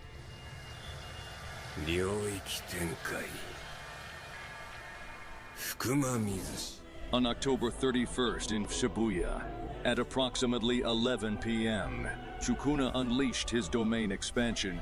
It was a horrible yet beautiful sight. As he continued to rain a barrage of cleaves and dismantles, thousands of people were caught in the crossfire and ceased to exist. Except Megumi Fushiguro, Sukuna's beloved. The only true way to defeat Maharaga is to bury it with the first use of an attack before it can adapt. So as Maharaga was close to finishing its regeneration, Sukuna unleashed his flame arrow, and it was an absolute catastrophe. Perfect KO. He drops off his beloved Megami with Principal Yagi and Shoko, and his time is up just like that. This transition of Sukuna's smile to Yuzi's sad expression is damn near perfect. All of Yuzi's memories come back at once as he takes in the damage Sukuna has caused. He can't do anything but just break down. What a beautiful scene. Surely Mappa doesn't ruin it. But even though he views himself as a murderer, he must keep pushing forward. Just like his sensei Nanami. Shogo really did him dirty and burnt half his body off. He's so burnt out, he starts calling back to what he'd want to do in retirement. Visit Malaysia. At the same time, he has to keep fighting in order to make sure his students are safe. So we get a beautiful illusion of Nanami fighting, and each action reflecting his mind at a state of peace, while Yuji's on his way to the station. But when he arrives, he's greeted to a terrifying sight. Turns out Mahito sent the transfigured humans towards Nanami and was watching the whole time. Yuji can't believe what he's seeing. As Nanami reflects about his life as a whole, he thinks about Haibara, the man who's the reason Nanami cares so much about his student's safety. Haibara points towards Yuji, and Nanami realizes he can die happily, as he says,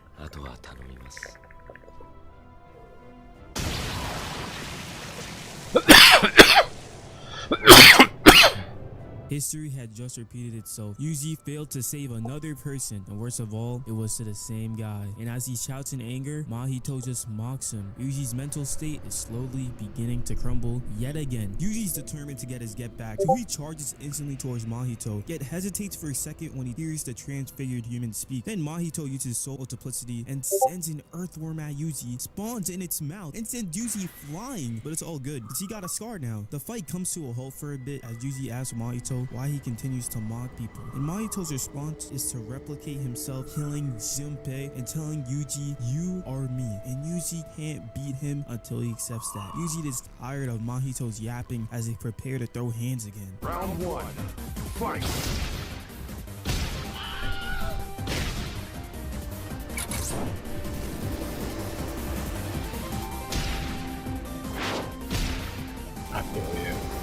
After that exchange, they both walk out and look at Yuji's face. The only thing on his mind right now is killing Mahito. Round 2 starts off with Mahito just spraying explosive bullets, and one of them happens to hit the elevator button. Then he starts using Gear 3 and tries to stomp out Yuji like he a Goomba. The elevator door opens. Yuji yeets this machine at Mahito as a distraction and hits the dipskis in the elevator. But Mahito ain't gonna let him get away that easily. He sends a gigantic fist towards Yuji, but Yuji counters by using Diversion Fist. The impact is so strong that the elevator rope snapped and the elevator starts falling down at full speed. Mahito then proceeds to just drop down and tries to kiss Yuji, but Yuji don't swing that way. He swings back at Mahito and hits him with the 1-2 hezi and jumps before Mahito can attack back. Mahito uses his earthworm again as his own elevator, sends an attack towards Yuji, which he dodges, followed by a big ass hand. Yuji breaks through it and Mahito does what he does best, run away. Oh wow, just 2 innocent humans chilling in Shibuya Station when a war is going on. What can possibly go wrong? Hey bro, watch your jet, bro, watch your jet! Flashback. Earlier, Mahito and Jogo set a challenge for who could find Yuji first, and along the way, they encountered some humans that Mahito added to his arsenal. He then proceeds to do a shadow clone jutsu so he can find Yuji faster. End of flashback. While all this is going on, my glorious Slay Queen Nobara embarks towards Shibuya Station and encounters Mahito's clone on her way there. Calls Mahito a pussy and claims he will win. Guys, I don't feel so good about this. Nobara aims for the nails at the low board. They fall, and Nobara applies another set of nails, kicking the board and lands a headshot on Mahito. It's not very effective though, and Mahito hits her with the Baka. But Nobara got an ace up her sleeve. He starts charging in and just spikes the ground hits on the ground and activates them, catching Mahito completely off guard and uses Resonance, a move that has the power to damage souls. That's why she's the fucking goat. This move ends up affecting the real Mahito, which leaves him paralyzed for a bit, and Yuji takes full advantage of this opportunity.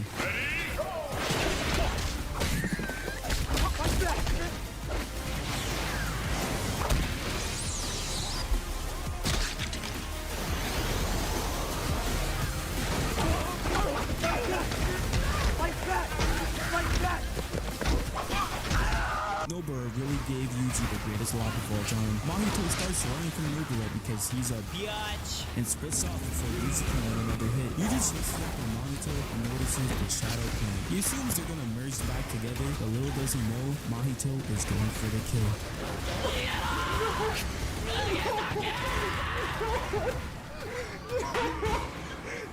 Yuji kills Mahito's shadow clone, but it's already too late. We get a close-up of Nobara, and it cuts to 2009. Flashbacks in anime equals death. Nobara's flashback shows us her childhood. She's always been an adventurous woman trapped in a closed environment with no mother or father figure. She relied on building a sisterly bond with Fumi and Saori. And as she thinks back about her life and the people she had connections with, practically all the chairs are empty except for the people she was covering with her left hand. Yuji, Megami, Gojo, and the other Jujutsu sorcerers she met along the way. But most importantly, Fumi, her childhood friend she failed to keep her promise with. As the screen cuts back to Nobara, she tells Yuji, life wasn't so bad.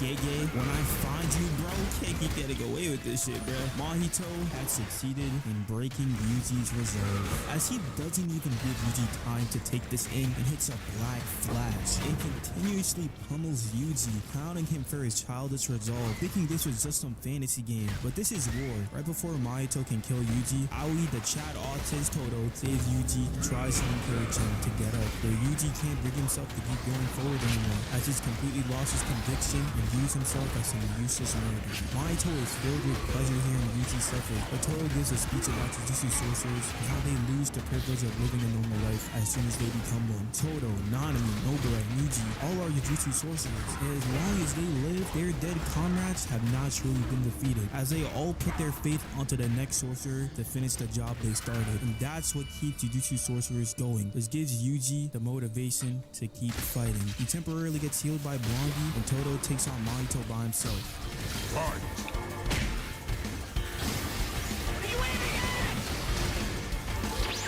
I'm about to end this man's whole career.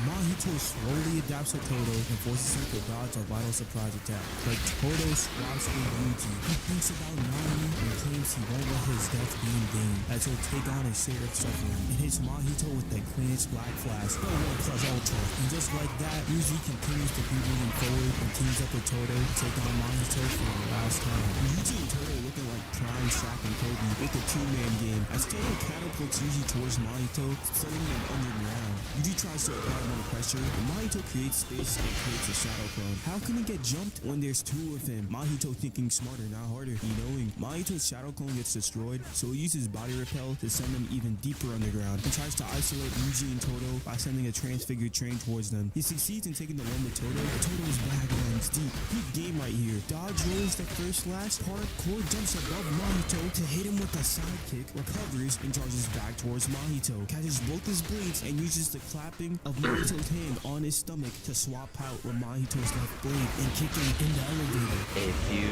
moments later. Man, these niggas beating my ass right now. Hold on, I'm high shit right now. Let me cook. I bet. Kobe! I feel one for all coursing through my veins right now. Oh my, but dude, I don't give a fuck. I'm Todo, Aoi, and this is the show. I became the world's #1 hero. I'm coming for a last shit to Rocky. The fact that this nigga just got me. What kind of woman is you too? I like women with fat asses. Mahito takes no damage like always, but that's okay since now everyone's power is at 120%. He uses an omnidirectional body repel that makes switching useless. It sends him back over ground and tells Yuji this is the last time they'll face each other out.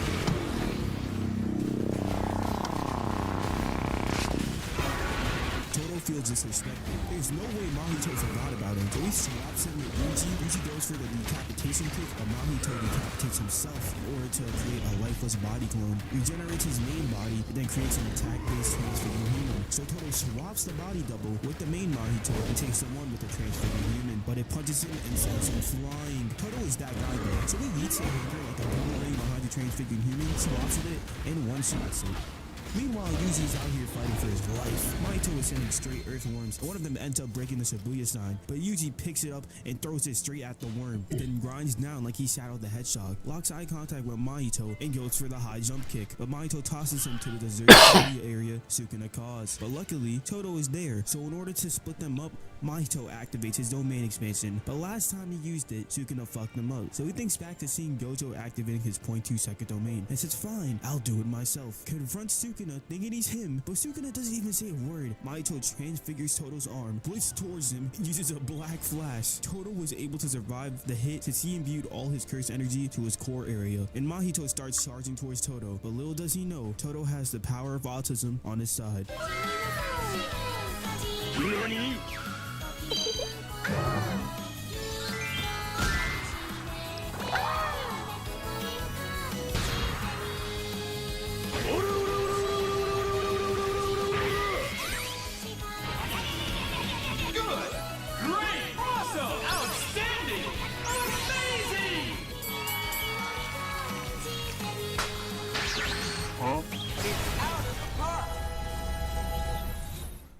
Let's take a fucking dog. As Todo is out of commission, but Mahito has finally found the true essence of his soul and transforms into his true form. Yuji is shook. He goes for the punch, but it does no damage. And now Mahito's body is even tougher than Choso's was, and uses a part of his body to slash Yuji. Thankfully, just his arm was hit. They get to boxing, and Mahito is simply just outclassing him. He scrapes the skin of Yuji's mouth off and face palms him so hard it creates a huge crater in the ground. Yuji's body is reaching its limit, but so is Mahito's, and Yuji hits his leg back into place, and decides the only way to defeat Mahito is by unleashing a black flash. They both square up and the final clash begins.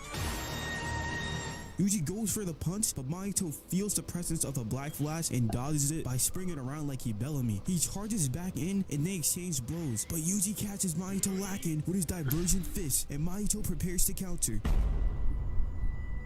Yo, boom! It is I, Todo, the artist, not this bad boy. I alone am the honored one, and thou clap, thou cleanse, thou soul. I guess this truly was our Jujutsu guys. Did he just hit me with a hezzy? Never underestimate the power. Left, left, right, good night, you bum ass.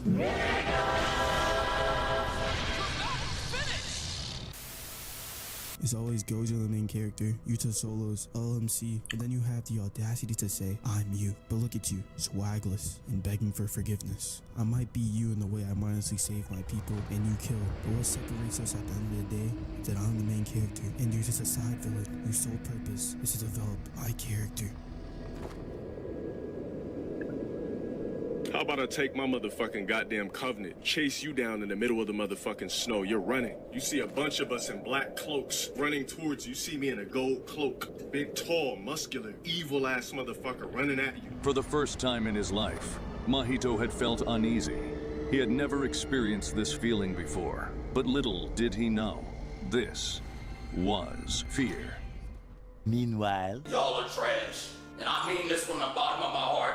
Y'all are trash. Like, y'all are so trash. I want you to know that I'm talking to you, so I'm going to say your name, then I'm going to call you trash. Kawhi Leonard, you trash. Patrick Beverly, you trash. Oh, Rue Will, you're trash. I know you thought I forgot about you, but I did not. Paul George, you are trash. Huh?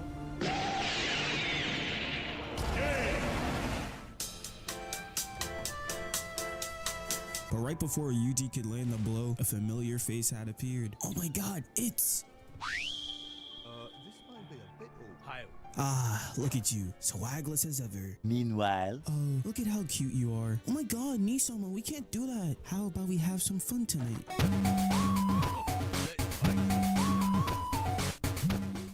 Hey, bitch, are you trying to out-groom me? Bitch, please. We can go groom for groom right now. That's my little brother. This shit, incest and underage. I got the 2-for-1 special.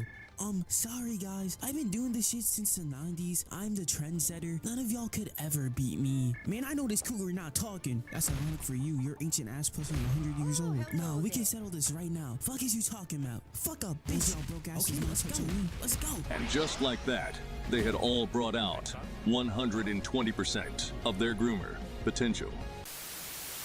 Pseudo Ghetto has entered the battle, but Yuji's not letting him escape without getting Gojo back. So he goes for the punch, but Ghetto Fraud uses Earthquake, which is super effective, but Yuji is still determined to get Gojo back. Mahito goes for the third party, but he's just a side villain that already served his purpose. So he gets absorbed by Pseudo Ghetto, and he eats it while smiling. The real Ghetto could never, but damn, that Mahito pack going crazy. If I was Yuji, I'd be mad as hell. All that work just for my kill to be stolen in the end. But have no fear, since the Kyoto School students are here, surely they'll put up a worthy performance after ignoring Mekamaru's dying request. Agent Hawkeye shoots his arrows at a guy standing still and misses everything. Mai shoots a surprise shot and it does nothing, but Miwa hits Fraud Ghetto with the Toji special. But there's one big difference. This guy is smiling. Gojo was shitting bricks. These two are not the same. I'm putting my own to this attack, even if it means I'll never be able to swing a sword again. Just like Gon did. Take this, you Ghetto Fraud!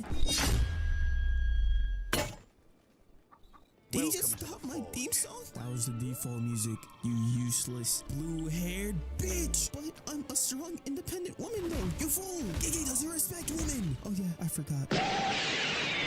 Don't ask how Kusakabe was able to neutralize a move that Classical Utah's This Is Pure Love attack. Even Yuji is shook by this feat. Luckily, Choso arrives at the battlefield in the nick of time. And as he calls back his memories, we find out he has the ability to sense when his siblings are about to die. And the reason he started tweaking when he was about to kill Yuji is because he felt this connection. And we find out Choso has three parents. His mom, the cursed spirit that piped his mom, and the man who mixes blood into the affair, Kamo Noritochi. And if Choso is related to Yuji, that can only mean one thing. Kamo Noritoshi, you are the father! So close to the truth, but so far. Kamo Noritoshi is only one of the many names they've had, and their real name is Kenjaku. They've been body hopping for who knows how long, and Ghetto just happened to be their latest victim. Choso is furious, so he throws a piercing blood towards Urame and follows up with another attack that sends Kenjaku in the air so he can isolate the one. But Kenjaku just uses fly to create space and sends a twomp towards him, which Choso splits in half and follows up with raining blood. Kenjaku dashes straight towards him and hits him with the Toji special and sends him off the platform, but he recovers like this is Smash Bros and uses piercing blood, but Kenjaku hits him with the full counter. He instantly goes for the punch but gets absolutely bitched by Kenjaku, and his last attempt is to just throw blows with Kenjaku, but that failed miserably. Defeat. As they both fall back to the ground, Yuji, Panda, and Narutoshi realize this is the perfect opportunity to jump this nigga, but as they're about to perform the jumping of the century, Urame spawns in and uses freeze on everyone and reveals that they can use RCT as they fix their hand and tries to kill Choso, but Yuji comes in for the clutch. What's Girl even uses one of her more powerful moves and it does no damage. She really thinks she's a part of the team. Urame ain't taking this level of disrespect and goes for the finishing blow. Oh my god, it's a gift from the heavens, a tall woman with a fat ass. Long time no see, Ghetto. Would you mind answering my question now? What kind of woman is your type? Yuki pulls up just in the nick of time to save Yuji. Her and Kenjaku begin to talk about their ideals and what their ideal, if an ideal society is. Kenjaku wants to optimize curse energy compared to Yuki, who wants to free society from curse energy, which leaves Yuji and Yuki confused. But there's a huge issue in this plan, since extremely few sorcerers and cursed spirits emerge in other countries compared to Japan. In order to optimize Japan, they'd have to use Tengen, and that would give Japan a monopoly, as every human living in Japan would become a sorcerer, which would lead to extreme conflict with other nations, and that's not the world Yuki wants to create. But Kenjaku doesn't give a fuck and says, nah, I'ma do my own thing. He's already tried to give mankind a chance many times before, but failed since he was limited to the bounds of his own potential. So he decided that chaos he can't control is the solution to his own problems, as he uses Mahito's idol transfiguration remotely on people who had absorbed cursed objects like Yuji and people who have cursed techniques but brains were structured as non-sorcerers like Junpei, and tweak their brains so they can have the sorcerer mentality, and one of them just happened to be Megami's sister. Lastly, he releases the seal on those cursed objects, and starting now, he'll begin his own purge, where these newly created sorcerers try and kill each other to deepen their understanding of cursed energy. So Yuki gets pissed and wants to fight Kenjaku with Yuji, and luckily Urame's body collapses from the poison Choso had put in his body earlier as his ice disappears. But right before Yuki could do anything, Kenjaku declares this is the world of the future and begins his retreat. Give me him back! Give him back! Give him back! Give him back! He's mine!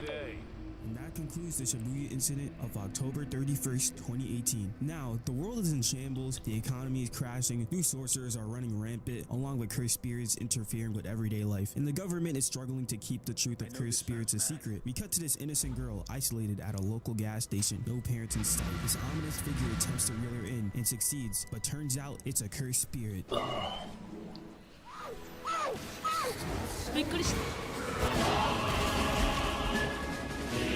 The GOAT Utah saves this innocent girl. Just look at that smile as Rika comes in for a swoop in the back. He even covers her eyes from the cursed spirit. What a gentleman. The next day. Yuta pulls up to the hideouts after finding out Unimaki's arms were cut off in Shibuya. I secretly decides he will kill Yuji himself. We see a close-up of Yuki as she asks, "What will you do to Yuji?" when the screen cuts to black. We find out that Yeto's death sentence had been reinstated. Gojo had been expelled from Jujutsu Society, and anyone that attempts to free him will be deemed a criminal. Principal Yaga is sentenced to death for teaching Gojo and Geto, and Yuji's death sentence suspension has been revoked, and Utah will be the one to kill him. We cut to see a man walking on the bridge with a flashlight. He puts it away as the sun rises. It's revealed to be Yuji. He takes a deep breath and claps. 俺の魂がそれを否定してんだよ。お前は誰だ。俺とお前何がことになる。お前はなんだぞ。バスター。 And that is the end of my Shibuya arc recap. If you enjoyed it, make sure to subscribe and hit that bell since you're only 1% of your life. I'm trying to go crazy for 2024, and besides that, I'm gonna catch you.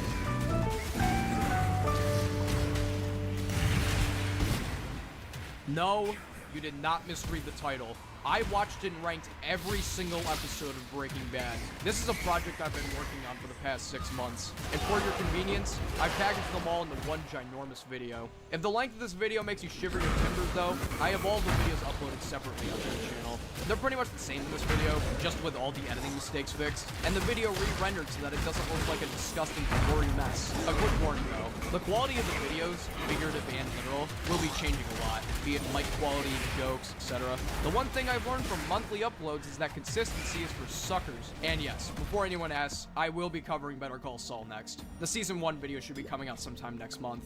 In the meantime, I hope you all enjoyed the remastered supercut of my Breaking Bad tier list series. Make sure to fuck that like button and smash the sub with notifications and all that stupid stuff. I really don't care. You do you.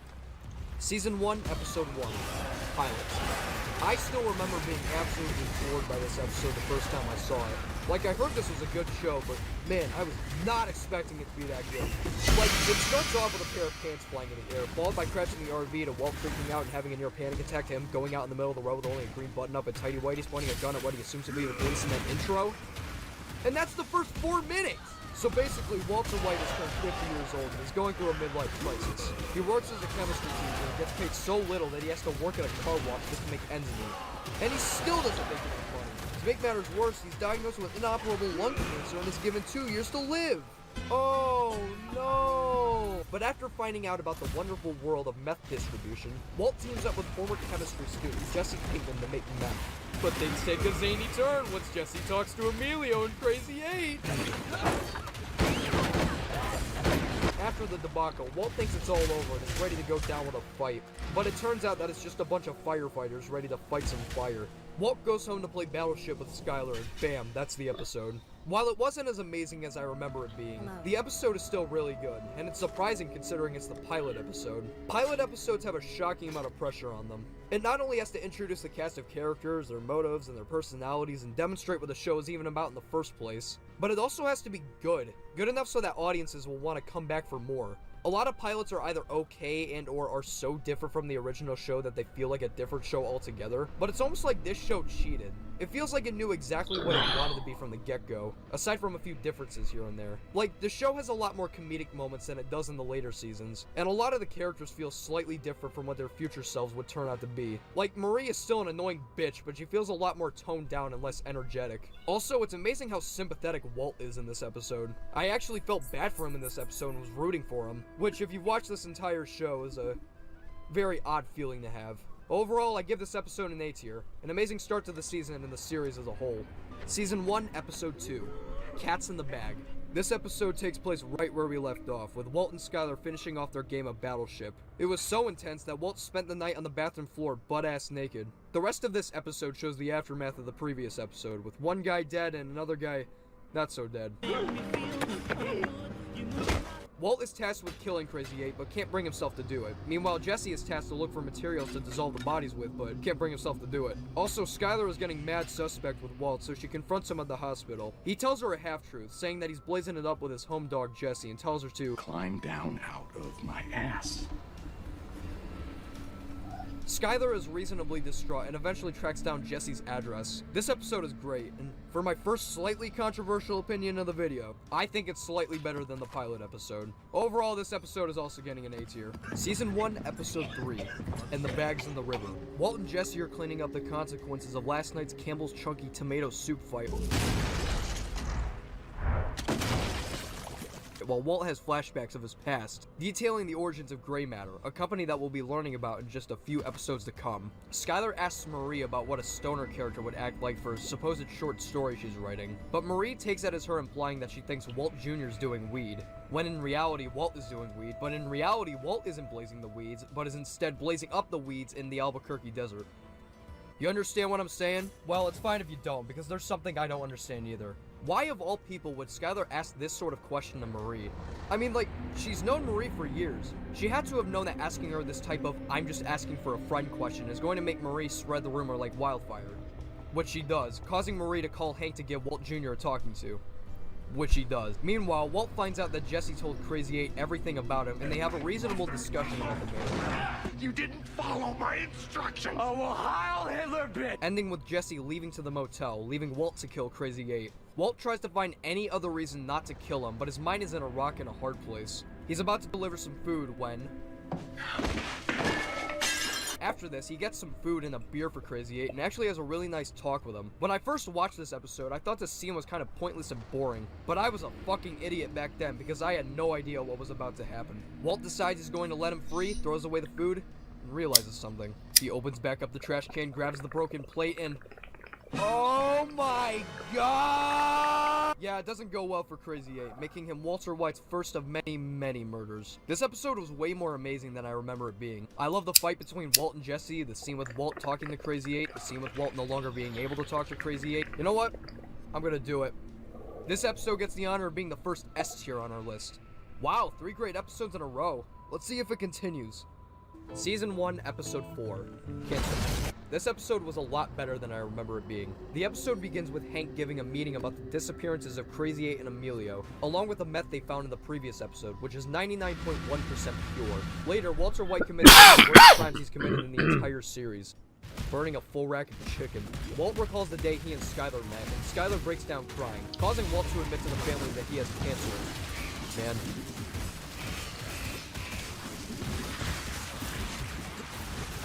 After a family meeting, Walt and Skylar haggle about chemo and how one of the best doctors in the country will be working on Walt. But while Walt is having a hard time with money, Jesse is having a hard time with not letting the meth demons kick in. He has a panic attack thinking a biker gang is gonna beat him up, but in reality it turns out to be something even worse. Evangelists. Jesse runs to his family's house, where it's revealed that his brother's academically talented, and we get a bit of backstory about Jesse's relationship with his family. It doesn't turn out well though, as the cleaning maid finds one of Jesse's uvulent joints and kicks him out of the house. On the flip side of things though, it turns out the meth is starting to sell like hotcakes, and Jesse meets up with Walt at his house to give him his share. What? I'm just saying. Oh, come on.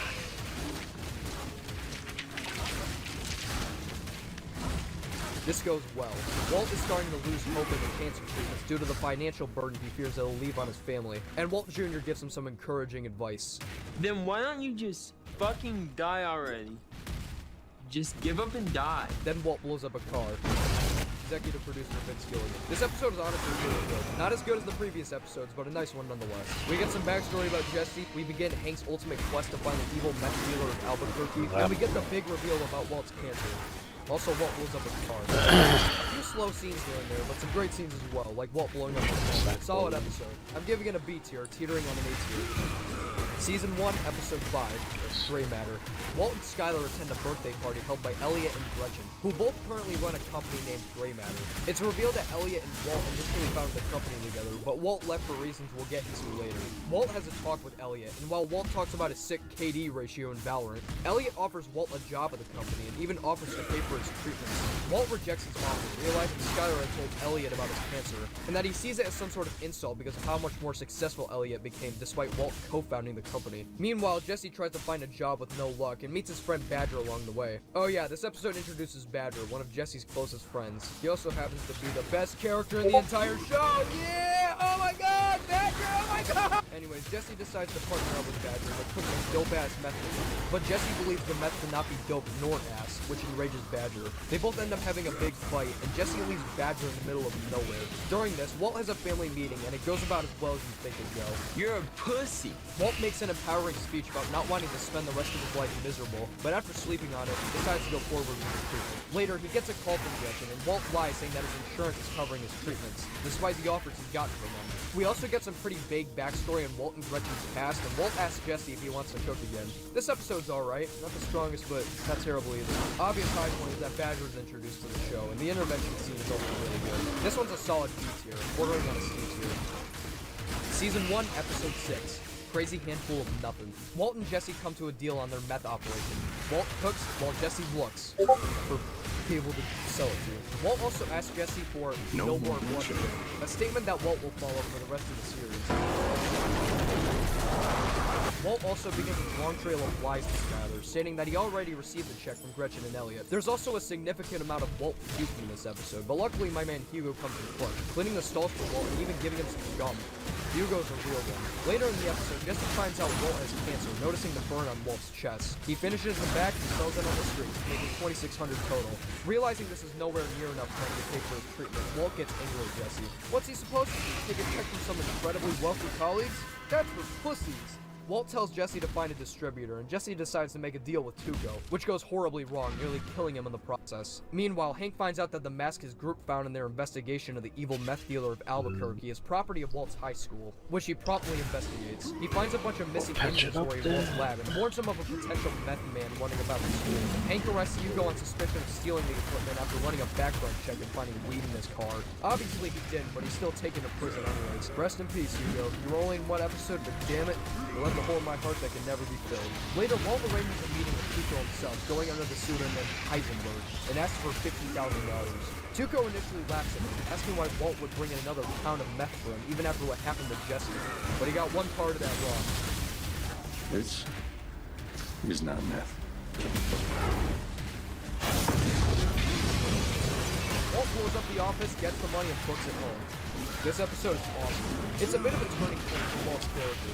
You can feel him getting increasingly more confident, and his pride and ego is starting to swell a bit. Like, at this point, you can still justify a lot of his actions, even if you disagree with the way he goes about things. This episode also introduces Walt's beautiful bald head, along with his Heisenberg persona. We got a lot more Skinny Pete in this episode as well. I love you, Skinny Pete. And the ending scene is amazing, of course. This is getting a solid S tier for me. Top of the list so far. Season 1, Episode 7. A no rough stuff type deal. Walt attends a meeting with Skylar concerning the stolen lab equipment from Walt's class, along with the firing of Hugo. Rest in peace, Hugo. Walt decides to distract his wife with secret tips on how to find the destroyer and battleship, and they end up playing an enthralling round later after the meeting. Later, we find out Jesse is trying to sell his house, and Walt tells him that he struck up a deal with Tuco. Jesse doesn't believe him at first, but Walt explains how he and him will be making £2 a week for Tuco every week, which infuriates Jesse, explaining how getting the pseudo for that amount is near impossible. Nevertheless, the two of them meet Tuco that week, but they come £1.50 short, angering Tuco. Tuco gives the two of them $17,000, but Walt not only asks for the full amount, but offers to make him £4 the next week, again infuriating Jesse. Walt comes up with an idea to substitute the pseudo in the meth, causing Jesse to say one of the most culturally significant phrases in all of history. Yeah, Mr. White!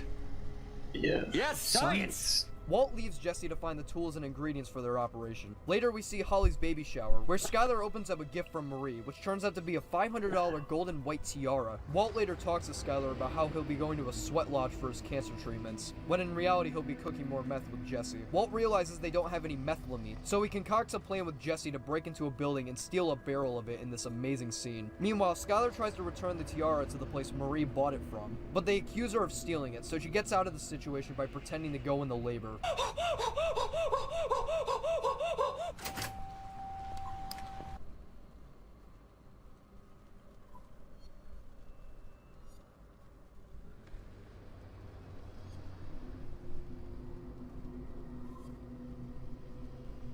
Do you want to patch it up, or do you want to check it out?